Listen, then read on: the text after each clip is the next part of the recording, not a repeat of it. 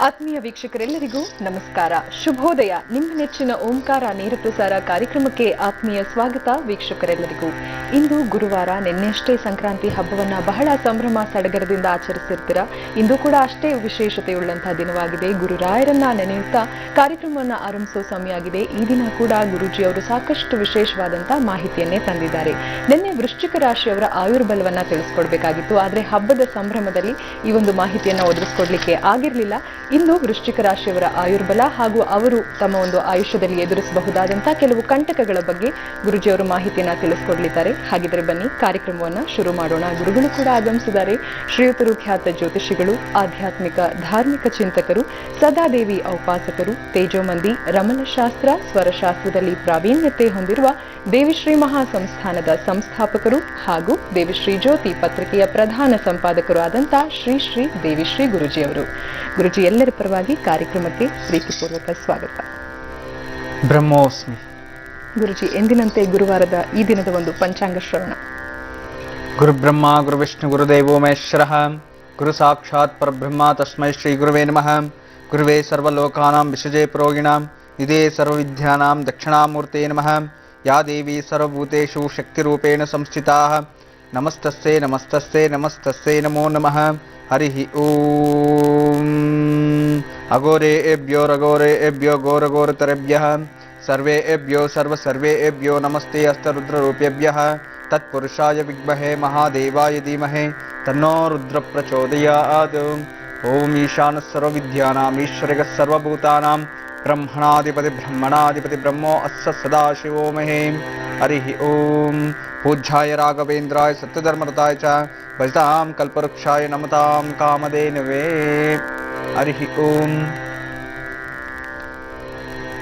ಶ್ರೀ ವಿಜಯನಾಮ ಸಂವತ್ಸರ ದಕ್ಷಿಣಾಯಣ, ವಿಜಯನಾಮ ಸಂವತ್ಸರ ಉತ್ತರಾಯಣ. ಈ ದಿನದಿಂದ ಉತ್ತರಾಯಣ ಪುಷ್ಯ ಮಾಸ ಪೌರ್ಣಮಿ ಹುಣ್ಣಿಮೆ ಈ ದಿನ 10 ಗಂಟೆ ತನಕ ಇರುತ್ತೆ.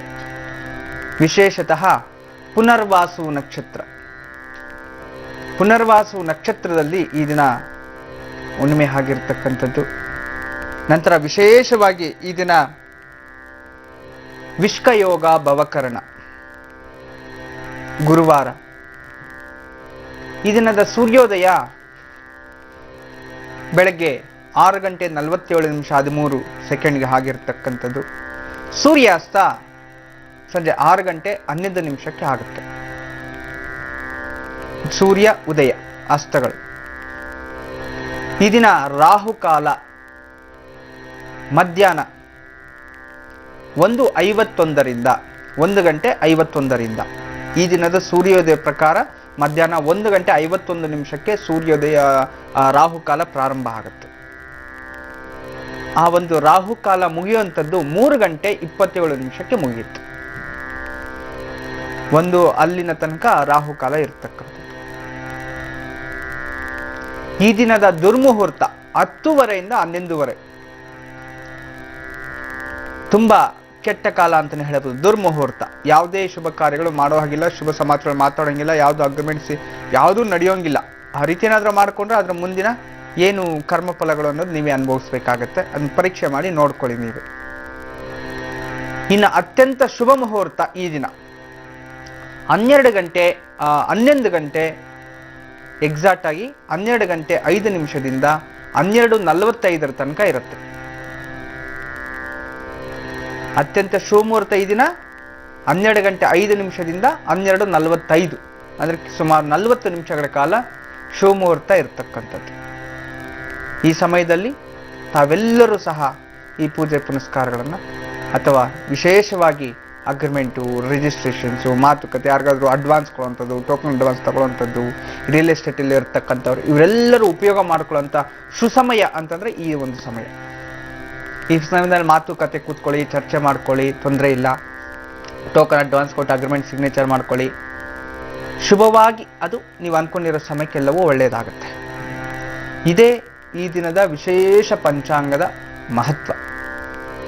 ಇನ್ನು ನಿನ್ನೆ ತಾನೇ ನಾವೆಲ್ಲರೂ ಮಕರ ಸಂಕ್ರಾಂತಿಯ ಹಬ್ಬವನ್ನು ಆಚರಣೆ ಮಾಡ್ಕೊಂಡು ಬಂದಿದ್ದೀವಿ. ಸಾಕಷ್ಟು ಜನ ನಿನ್ನೆ ಆಶ್ರಮಕ್ಕೆ ಫೋನ್ ಮಾಡಿ ಮೇಲ್ ಮಾಡಿದ್ದಾರೆ, ಸಾಕಷ್ಟು ಜನ ಇನ್ನು ಫೇಸ್ಬುಕ್ಕಲ್ಲಿ ಅಲ್ಲಿ ಮೆಸೇಜ್ಗಳು ಕಳಿಸಿದ್ದಾರೆ.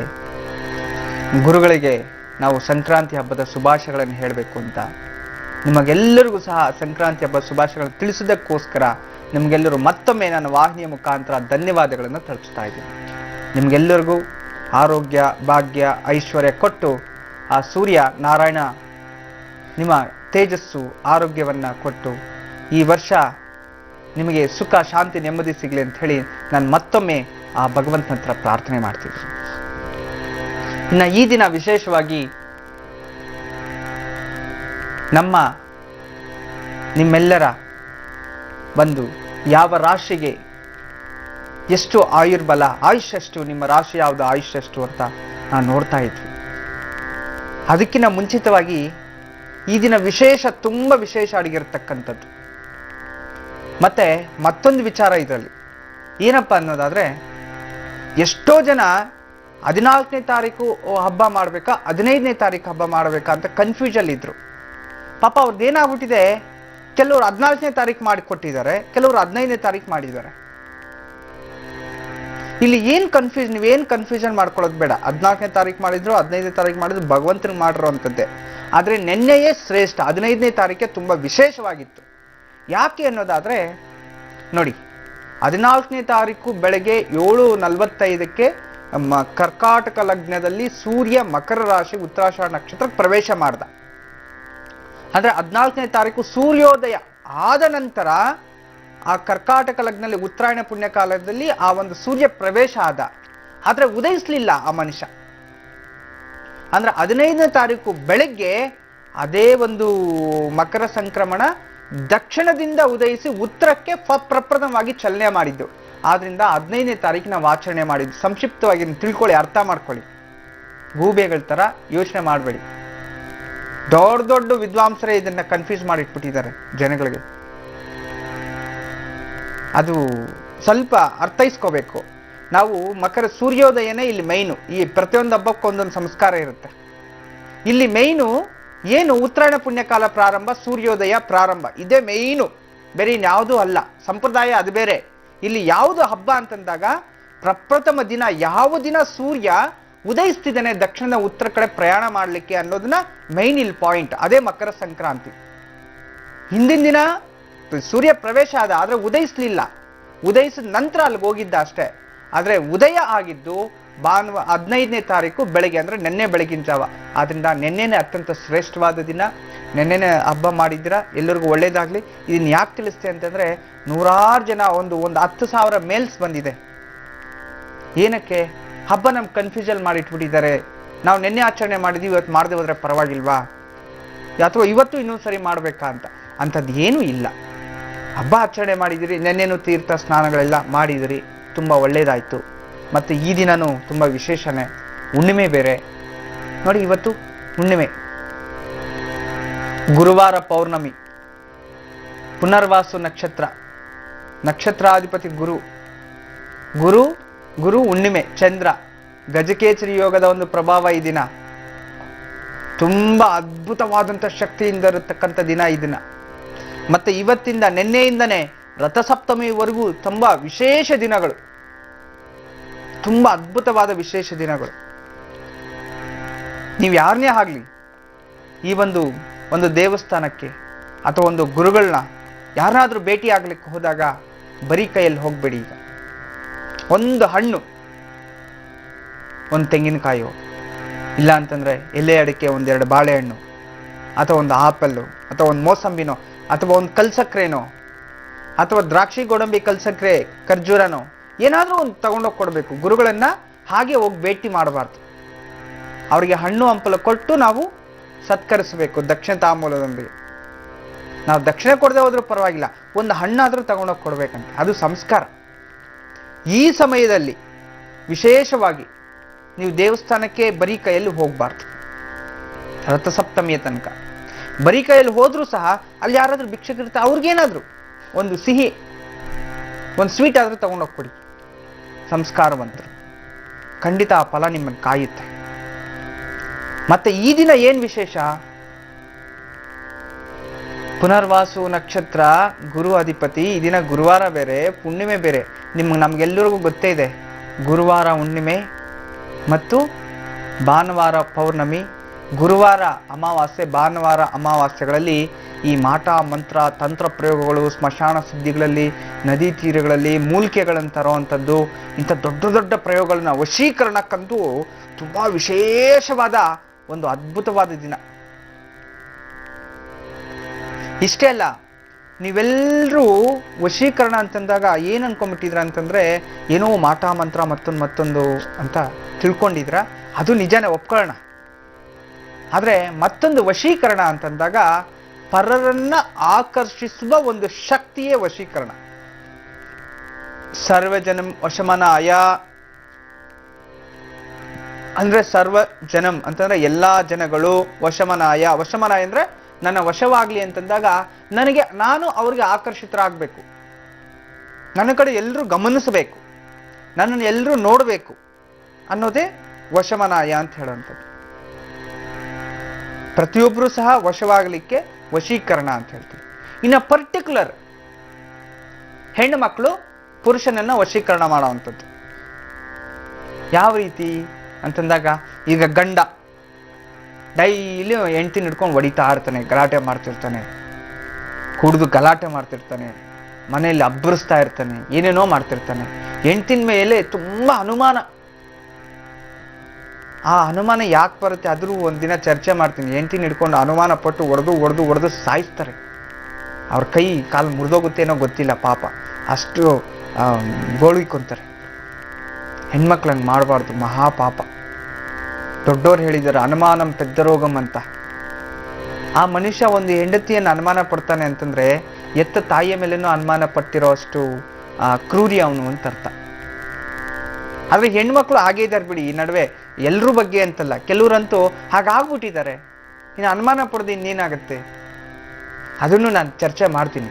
ಇವತ್ತಿನ ಸಮಯ ಸಾಕಾಗಲ್ಲ ಆ ವಿಚಾರ ತಗೊಂಡ್ರೆ. ಈ ವಶೀಕರಣ ಅಂತಂದಾಗ ಆ ರೀತಿ ಅಂತಂದ್ರೆ, ಒಬ್ಬ ಪುರುಷನನ್ನ ಸ್ತ್ರೀ ಏನ್ ಮಾಡ್ತಾಳೆ, ಯಾವನೋ ಒಬ್ಬ ಇರ್ತಾನೆ, ಅವನ ಹತ್ರ ಹೋಗ್ಬಿಟ್ಟು, ಗುರುಗಳೇ ನನ್ನ ಗಂಡ ನನ್ನ ಮಾತು ಕೇಳ್ತಾನೇ ಇಲ್ಲ, ನೋಡಮ್ಮ ಒಂದು ಕೆಲಸ ಮಾಡು, ಒಂದು 50,000 ರೂಪಾಯಿ ಖರ್ಚಾಗ್ಬಿಡುತ್ತೆ, ತಗೊಂಬ, ಅವನ ಕೂದಲು, ಕಾಲ್ ಮಣ್ಣು, ಮತ್ತೆ ಇನ್ನೊಂದು ಅವನ ಚಡ್ಡಿನೋ ಅವನ ಬನೀನೋ ಏನಾದ್ರೂ ಇದ್ರೆ ತಗೊಂಬ, ನಿನ್ಗೆ ಅದಕ್ಕೆ ಒಂದು ಸುತ್ತಿ ಒಂದು ತಾಯ್ತ ಮಾಡ್ಕೊಡ್ತೀನಿ, ಕಟ್ಕೊಂಬಿಡು, ನಿನ್ ಗಂಡ ಸೇರ್ಗಿಟ್ಕೊಂಡು ಸುತ್ತಾಡ್ತಾನೆ ನೀನ್ ಹಿಂದೆ ಅಂತ. ಖಂಡಿತ ಅದಾಗಲ್ಲ, ನಿಮ್ ದುಡ್ಡೇ ವೇಸ್ಟು. ಮತ್ತೆ ದುಡ್ಡು ಕೊಟ್ಟಿದ್ರಲ್ಲ ನೀವು ಅವ್ನು ಸೆರ್ಗಿಟ್ಕೊಂಡು ತಿರ್ಬೇಕು, ಅವ್ನ ಪಂಚ ಇಟ್ಕೊಂಡು ಅಷ್ಟೇ. ಆ ಪರಿಸ್ಥಿತಿ ಮಾಡ್ಕೋಬೇಡಿ. ಅದಕ್ಕೆ ಒಂದು ಸೂಕ್ಷ್ಮ ಉಪಾಯ ಇವತ್ತೇ ನಾನು ನಿಮ್ಗೆ ತಿಳಿಸ್ಕೊಡ್ತೀನಿ. ಈಗ ಗುರುಜಿ ಅವರಿಂದ ಇನ್ನಷ್ಟು ವಿಶೇಷ ಮಾಹಿತಿಯನ್ನ ತಿಳ್ಕೊಳ್ಳೋ ಸಮಯ ಆಗಿದೆ, ಬನ್ನಿ ಕೇಳೋಣ. ಗುರುಜಿ, ಈ ದಿನ ನಾನು ಆಗ್ಲೇ ತಿಳಿಸ್ತಾ ಇದ್ದೆ, ಯಾಕೆ ಬೇರೆಯವ್ರ ಹತ್ರ ಹೋಗಿ ಲಕ್ಷ ಸಾವಿರ ಮೋಸ ಹೋಗ್ತೀರಿ? ಎಷ್ಟು ದುಡ್ಡು ಅಂದ್ರೆ ದುಡ್ಡೇ ಅಲ್ವಾ? ಅದು ಎಷ್ಟು ಕಷ್ಟಪಟ್ಟು ದುಡ್ದಿರ್ತೀರಿ, ನಿಮ್ದೇನು? ನನ್ನ ಒಂದು ಅನುಭವದಲ್ಲಿ ನಡೆದಿರುವಂಥ ಮಾತು ಹೇಳ್ತೀನಿ ಕೇಳಿ. ಅದು ನಮ್ಮಿಂದ ಅನ್ನೋದಕ್ಕಿಂತ ಗೊತ್ತಿರೋರು ಮಾಡಿರೋ ತಪ್ಪು. ಒಂದು ತಾಯಿ ತನ್ನ ಮಗ ತುಂಬ ಕುಡ್ಕ, ಡೈಲಿ ಕುಡಿತಾ ಇರ್ತಾನೆ. ಗಂಡನೂ ಕುಡ್ಕ, ಅವನ ಕೆಲಸ ಮನೆ ಬಿಟ್ಟು ಹೋಗಿರೋನು ಕುಡಿದು ದಾರಿಯಲ್ಲೇ ಬಿದ್ದಿರ್ತಾನೆ. ಅವನು ವ್ಯರ್ಥ. ಸುಮಾರು ಅವನಿಗೊಂದು 60-65 ವರ್ಷ ಆಗಿರುತ್ತೆ. ಅವ್ನು ವೇಸ್ಟ್, ಜವಾಬ್ದಾರಿ ಇಲ್ದಿರೋಂಥ ಮನುಷ್ಯ. ಅವನು ಸತ್ರೆ ಸಾಕು ಅಂತ ಕಾಯ್ತಾ ಇರತಕ್ಕಂಥ ಒಂದು ಹೆಂಡತಿ. ಅಂದ್ರೆ ಅಷ್ಟು ಕ್ರೂರಿ ಅವನು ಅಂತ ಅರ್ಥ. ಅವ್ರಿಗೆ 2 ಹೆಣ್ಮಕ್ಳು, ಒಂದು ಗಂಡು ಮಗು, ಅವ್ರ ಫ್ಯಾಮಿಲಿ ಸಂಸಾರ. ಹೆಣ್ಮಕ್ಳಿಗೆ ಏನೋ ಕಷ್ಟಪಟ್ಟು ಮದುವೆ ಮಾಡಿದ್ರು, ಅವ್ರ ಜೀವನ ಇನ್ನ ಅಲ್ಲಿ ಗಂಡನ್ ಬಿಟ್ಟು ಬಂದ್ರೆ ನಮ್ಗೆ ಇಲ್ಲಿ ಊಟ ಸಿಗಲ್ಲ ಅನ್ನೋ ದೃಷ್ಟಿಯಿಂದ ಅವರಲ್ಲಿ ಕಷ್ಟಪಟ್ಕೊಂಡು ಜೀವನ ಮಾಡ್ತಿದ್ದಾರೆ. ಒಂದು ಅವ್ರದಾಯ್ತು. ಒಬ್ಬ ಮಗ ಇರ್ತಾನೆ, ಡೈಲಿ ಬೆಳಗ್ಗೆಯಿಂದ ಸಾಯಂಕಾಲ ಅವ್ರಿಗೆ ಕುಡಿಯೋದೆ, ಮದುವೆ ಇಲ್ಲ, ಮುಂಜೆ ಇಲ್ಲ, ಮಕ್ಕಳು ಏನೂ ಇಲ್ಲ.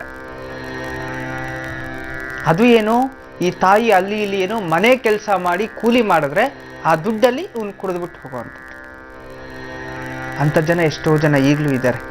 ಈ ಪಾಠ ಎಲ್ಲರೂ ಕಲೀರಿ ಪಾಪ, ದುಡ್ಡು ಕೊಟ್ಟು ವ್ಯರ್ಥ ಮಾಡ್ಕೋಬೇಡಿ ಅಂತ ನಾನು ಹೇಳುವಂಥದ್ದು.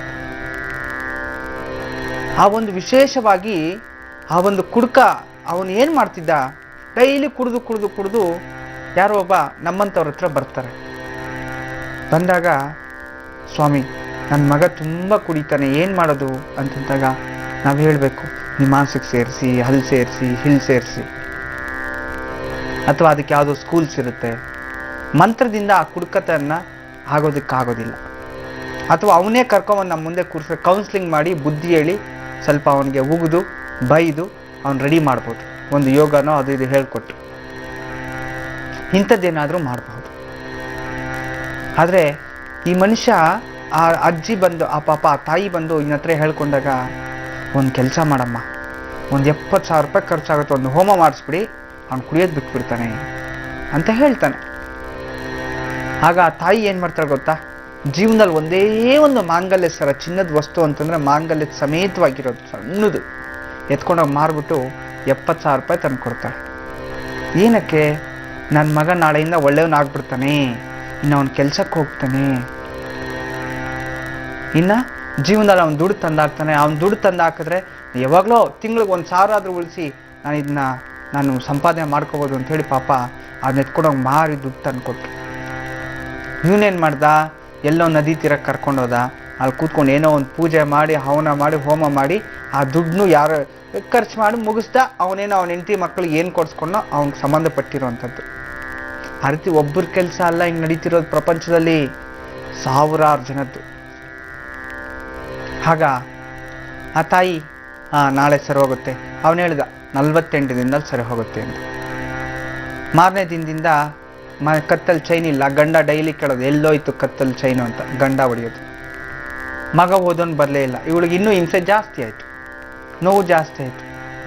ಕೊನೆಗೆ ಕೇಳಿದ್ಲು, ಅವ್ರ ಹತ್ರ ವಾಪಸ್ ಬಂದರು, ಸ್ವಾಮಿ ಏನಾಯಿತು? ಅಮ್ಮ ಇನ್ನೊಂದು ತಿಂಗಳು ಸರೋಗುತ್ತೆ, ಇನ್ನೊಂದು ತಿಂಗಳು ಸರೋಗುತ್ತೆ. ಮತ್ತೆ ಫೋನ್ ಸ್ವಿಚ್ ಆಫ್. ಆಯಮ್ಮ ಫೋನ್ ಮಾಡಿದ್ರೆ ಇವ್ನು ಫೋನ್ ತೆಗಿಯಲ್ಲ. ಸರಿ ಆಯಮ್ಮ ಬಂದರೆ ನನ್ನ ಇಲ್ವೇ ಇಲ್ಲ ಅಂತೇಳಿ ವಾಪಸ್ ಕಳ್ಸೋದು. ಕೊನೆಗೆ ಆ ತಾಯಿ ಸಹಿಸಲಾರ್ದೆ ಹಿಂಸೆಗೊಳಗಾಗದೆ ಒಂದು ಲೆಟರ್ ಬರೆದ್ರು. ಏನಂತ? ಸಣ್ಣಗ ಅವಾಗೇನೋ ಓದಿರ್ತಾಳೆ, ಒಂದು ಲೆಟರ್ ಬರೆದಿಟ್ಲು. ನನ್ನ ಜೀವನದಲ್ಲಿ ದೇವರು ಅಂತ ನಂಬಿದ್ದೆ, ಆದರೆ ನನ್ನ ಮಗನಿಗೆ ಒಳ್ಳೇದಾಗುತ್ತೆ ಅನ್ನೋ ದೃಷ್ಟಿಯಿಂದ ನಾನು ಇಂಥವ್ರಿಗೆ ಆ ಒಂದು ಚೈನ್ ಹಡ ಇಟ್ಬಿಟ್ಟು ಇಷ್ಟು ತಗೊಂಡೋಗಿ ಕೊಟ್ಟೆ. ನನ್ನ ಗಂಡ ಆ ಚೈನಲ್ಲಿ ಅಂತ ಹೊಡಿತಾನೆ, ಮಗ ನನ್ನ ಮಾತು ಕೇಳಿಲ್ಲ, ಯಾವುದೂ ಜೀವನದಲ್ಲಿ ಸಹಿಸಲಕ್ಕಾಗಿಲ್ಲ. ಕೊನೆಗೆ ನಾನು ದುಡ್ಡು ತಗೊಂಡಿರೋ ವಾಪಸ್ಸಾದರೂ ಕೊಡ್ತಾರೆ ಅಂತ ಕೇಳಿದ್ರೆ ಅಲ್ಲಿ ಚೆನ್ನಾಗಿ ಬೈದು ಕಳಿಸ್ತು, ನಂಗೆ ಅವಮಾನ ಆಯಿತು ಅಂತೇಳಿ ವಿಷ ಕುಡಿದು ಸತ್ತೋದು. ಅದರಲ್ಲಿ ಯಾವ ಹೆಸರು ಏನು ಅಂತ ಬರ್ದಿರ್ಲಿಲ್ಲ. ತನ್ನ ನೋವನ್ನ ಹೇಳ್ಕೊಂಡು ವ್ಯಕ್ತಪಡಿಸ್ಕೊಂಡು ಸತ್ತೋದ್ಲಿ. ನೀವೆಲ್ಲರೂ ಎಚ್ಚೆತ್ಕೋಬೇಕು ವೀಕ್ಷಕರೇ, ಇಂಥವ್ರು ಇರ್ತಾರೆ. ಲಕ್ಷ ಲಕ್ಷ ಸಾವಿರಗಳು ಕೊಟ್ಟು ಖಂಡಿತವಾಗ್ಲೂ ಕುಡಿತದಿಂದ ಮಂತ್ರಕ್ಕೆ ನೀವು ಇದು ಮಾಡೋಕ್ಕೆ ಸಾಧ್ಯನೇ ಇಲ್ಲ, ಆಗೋದೇ ಇಲ್ಲ, ಇಂಪಾಸಿಬಲ್. ಖಂಡಿತ ನಾನು ಹೇಳೋದನ್ನ ಗಮನ ಇಟ್ಟು ಕೇಳಿ, ಯಾಕೆ ಹೇಳ್ತಿದ್ದೀನಿ ಅಂತ. ಬರ್ತಾರೆ, ಹೇಳ್ಕೊಡ್ತಾರೆ, ಕುಡ್ತದ್ ಬಿಡಿಸ್ಬೇಕು, ಅದು ಬಿಡಿಸ್ಬೇಕು, ಹಂಗೆ ಕೂತ್ಕೊಂಡು ಜಪ ಮಾಡಿ, ಹಿಂಗೆ ಕೂತ್ಕೊಂಡು ಜಪ ಮಾಡಿ, ಅದು ಮಾಡಿ ಇದು ಮಾಡಿ ಅಂತ. ಖಂಡಿತ ಅದಾಗಲ್ಲ. ಸರಿ, ಏನೋ ಟಿವಿನಲ್ಲಿ ಹೇಳಿದ್ರು ಅಥವಾ ಇನ್ನೊಂದು ಜಾಗದಲ್ಲಿ ಹೇಳಿದ್ರು ಅಥವಾ ಯಾರೋ ಪಕ್ಕದ ಮನೆಯವ್ರು ಹೇಳಿದ್ರು ಅಂತ ನೀವು ಅಲ್ಲಿ ಹೋಗ್ತೀರಾ. ಅಲ್ಲಿ ಹೋಗ್ತಾನೆ, ಒಂದು 50,000 ಕೊಡಿ ಬಿಡಿಸ್ಬಿಡ್ತೀನಿ ಅಂತ ಹೇಳ್ತಾನೆ. ಅವನ ಎದುರುಗಡೆ ಕೂರಿಸ್ಬಿಟ್ಟು ಅವನಿಗೆ ಎದುರಿಸ್ಬಿಟ್ಟು ಕಳಿಸ್ಬಿಡ್ತಾನೆ. ಮನೆ ಬಿಟ್ಟು ಓಡೋಗ್ಬಿಡ್ಬೇಕು ಅವನು, ನಿಮ್ಮ ತಂದೆ ತಾಯಿಗಳನ್ನ ಬಿಟ್ಟು ಅಷ್ಟೇ, ನಿಮ್ಮ ಮಗನೇ ಓಡೋಗ್ಬಿಡ್ಬೇಕಿನ್ನ. ಅಂಥ ಕೆಲಸಗಳು ನೀವು ಮಾಡ್ಕೊಳಕ್ಕೆ ಹೋಗಬೇಡಿ. ನಾನು ಏನಕ್ಕೆ ಕೇಳ್ತಿದ್ದೀನಿ ಅಂದರೆ, ಇದು ನಿಜವಾಗ್ಲೂ ಒಂದು ತಂದೆ ತಾಯಿಗಳು ಪ್ರತಿನಿತ್ಯ ನಮ್ಮ ಆಶ್ರಮದಲ್ಲಿ ಬಂದು ತಿಳಿಸ್ತಾ ಇರೋಂಥ ಸತ್ಯ ಸಂಗತಿಗಳು. ಯಾಕೆ ಹೇಳ್ತಿದ್ದೀನಿ ಅಂತಂದರೆ, ನಿಮ್ಮಂಥವ್ರು ಎಷ್ಟೋ ಜನ ಈ ರೀತಿ ಮೋಸ ವಂಚನೆ ಆಗೋರು ಈ ನಡುವೆ ಸ್ಟಾರ್ಟ್ ಆಗಿದ್ದಾರೆ. ಅದರಿಂದ ದಯವಿಟ್ಟು ಅಂಥ ಒಂದು ಮೂರ್ಖತನಕ್ಕೆ ಕೈ ಹಾಕ್ಬೇಡಿ. ನಿಮಗೆ ಇನ್ನು ಕುಡ್ತಾ ಬಿಡಿಸ್ಬೇಕಾ, ಔಷಧಿ ಬೇಕಾ, ನಮ್ಮ ಆಶ್ರಮಕ್ಕೆ ಹೋಗಿ ಅಲ್ಲಿ ಕೇಳಿ, ಅದ್ರದ್ದೇನೋ ಒಂದು ಫೀಸ್ ಇರುತ್ತೆ, ಕೊಡ್ತಾರೆ. ಒಂದು 3 ತಿಂಗಳು ಕರೆಕ್ಟಾಗಿ ಅವನು ಊಟದಲ್ಲಿ ಸೇರಿಸ್ಕೊಡಿ. ನಿಕೋಟಿನ್ ಅಂತಿರುತ್ತೆ ಬಾಡಿನಲ್ಲಿ. ನಿಕೋಟಿನ್ ಅಂತಂದರೆ ಒಬ್ಬ ಮನುಷ್ಯ ಕುಡಿಬೇಕು ಸದಾ ಸದಾ ಸದಾ ಅನ್ನೋದು ಅಂತಂದರೆ, ಆ ನಿಕೋಟಿನ್ ಅನ್ನೋದು ಒಳಗಡೆ ಇದ್ರೆ ಮಾತ್ರನೇ ಅವನಿಗೆ ಅದ್ರ ಮೇಲೆ ಆಸಕ್ತಿ ಜಾಸ್ತಿ. ಅಷ್ಟಮೂಲಿಕೆಗಳಿಂದ ತಯಾರು ಮಾಡಿರ್ತಕ್ಕಂಥ ಒಂದು ಅದ್ಭುತವಾದ ಚೂರ್ಣ ಅದು. ಅದನ್ನು ದೇಹಕ್ಕೆ ತಗೊಳ್ತಾ ಇದ್ರೆ ಅವನು ಲೂಸ್ ಮೋಷನ್ಸಲ್ಲಿ ಕ್ಲೀನಾಗಿ ಆ ನಿಕೋಟಿನ್ ಎನರ್ಜಿ ಎಲ್ಲ ದಿನೇ ದಿನೇ ದಿನೇ ದಿನೇ ಕಮ್ಮಿ ಆಗ್ತಾ ಬರುತ್ತೆ. ಯಾವಾಗ ಅವ್ನು ನಿಕೋಟಿನ್ ಬಾಡಿಯಿಂದ ಫುಲ್ಲು ರಿಲೀಸ್ ಆಗೋಯ್ತೋ ಅವ್ನಿಗೆ ಅದು ನೋಡಿದ್ರೆ ಅಸಹ್ಯ ಆಗುತ್ತೆ. ಕೆಲವ್ರಿಗೆ ಹಾಲು ನೋಡಿ, ಹಾಲು ಇನ್ನು ಕುಡಿಬೇಕು ಅಂದ್ರೆ ನಾವು ವಾಕಕ್ಕೆ ಬರ್ತದೆ, ಓ ಅಂತೀವಿ. ಅದೇ ಕಾಫಿ ಆದ್ರೆ ಫುಲ್ಲಾಗಿ ಕುಡಿತೀವಿ. ಯಾಕೆ ಅಂತಂದ್ರೆ ಆ ಒಂದು ಅದರ ಆಕರ್ಷಣ ಶಕ್ತಿ ಒಳಗಡೆ ಅನ್ನೋದಿಲ್ಲ. ಅಡಿಕ್ಷನ್ಸ್ ಅಂತ ಹೇಳ್ತೀವಿ ಅವೆಲ್ಲನು. ಆ ನಿಕೋಟಿನ್ ಇದ್ರೇನೆ ಅದಕ್ಕೆ ಸಂಬಂಧಪಟ್ಟಿರೋಂಥದ್ದು. ಅಂತ ಒಂದು ಬೇಕಾದಷ್ಟಿದೆ ಆಯುರ್ವೇದದಲ್ಲಿ. ಹೋಗಿ ಹಾಸ್ಪಿಟಲ್ಸ್ಗೆ ಹೋಗಿ, ನಿಮಾನ್ಸ್ಗೆ ಹೋಗಿ, ಅಲ್ಲಿ ಇಂಥ ಜಾಗದಲ್ಲೂ ಹೋಗಿ ಟ್ರೀಟ್ಮೆಂಟ್ ತಗೊಳ್ಳಿ. ಆದರೆ ಮಂತ್ರದಿಂದ ಅವ್ನು ಕುಡ್ತಾ ಬಿಡಿಸ್ಬಿಡ್ತೀನಿ ಅಂದರೆ ದಯವಿಟ್ಟು ನಂಬಕ್ಕೆ ಹೋಗ್ಬೇಡಿ ತಾಯಿ. ಇದರಿಂದ ಬೇಕಾದಷ್ಟು ದುಡ್ಡು.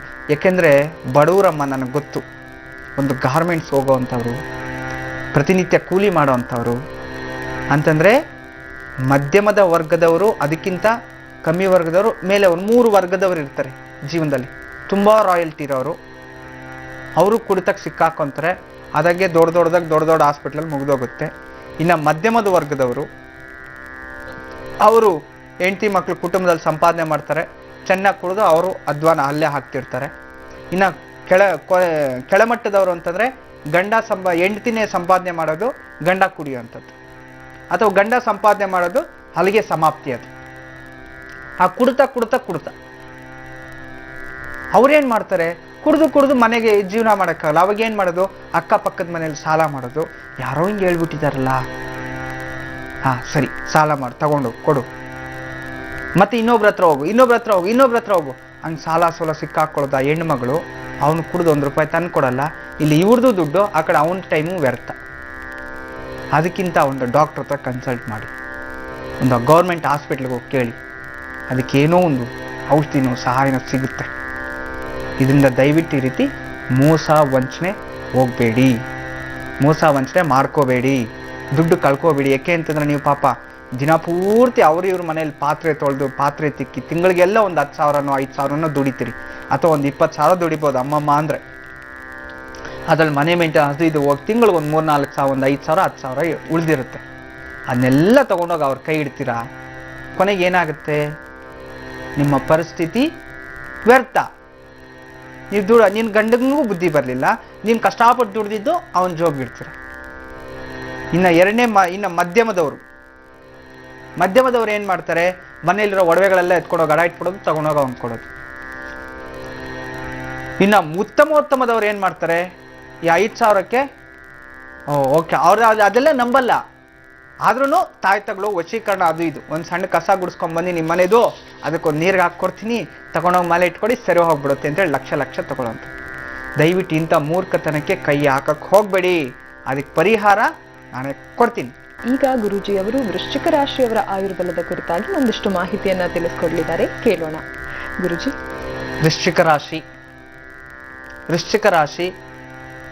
ವೃಶ್ಚಿಕ ರಾಶಿಯವರ ಸಂಪೂರ್ಣ ಆಯುಷ್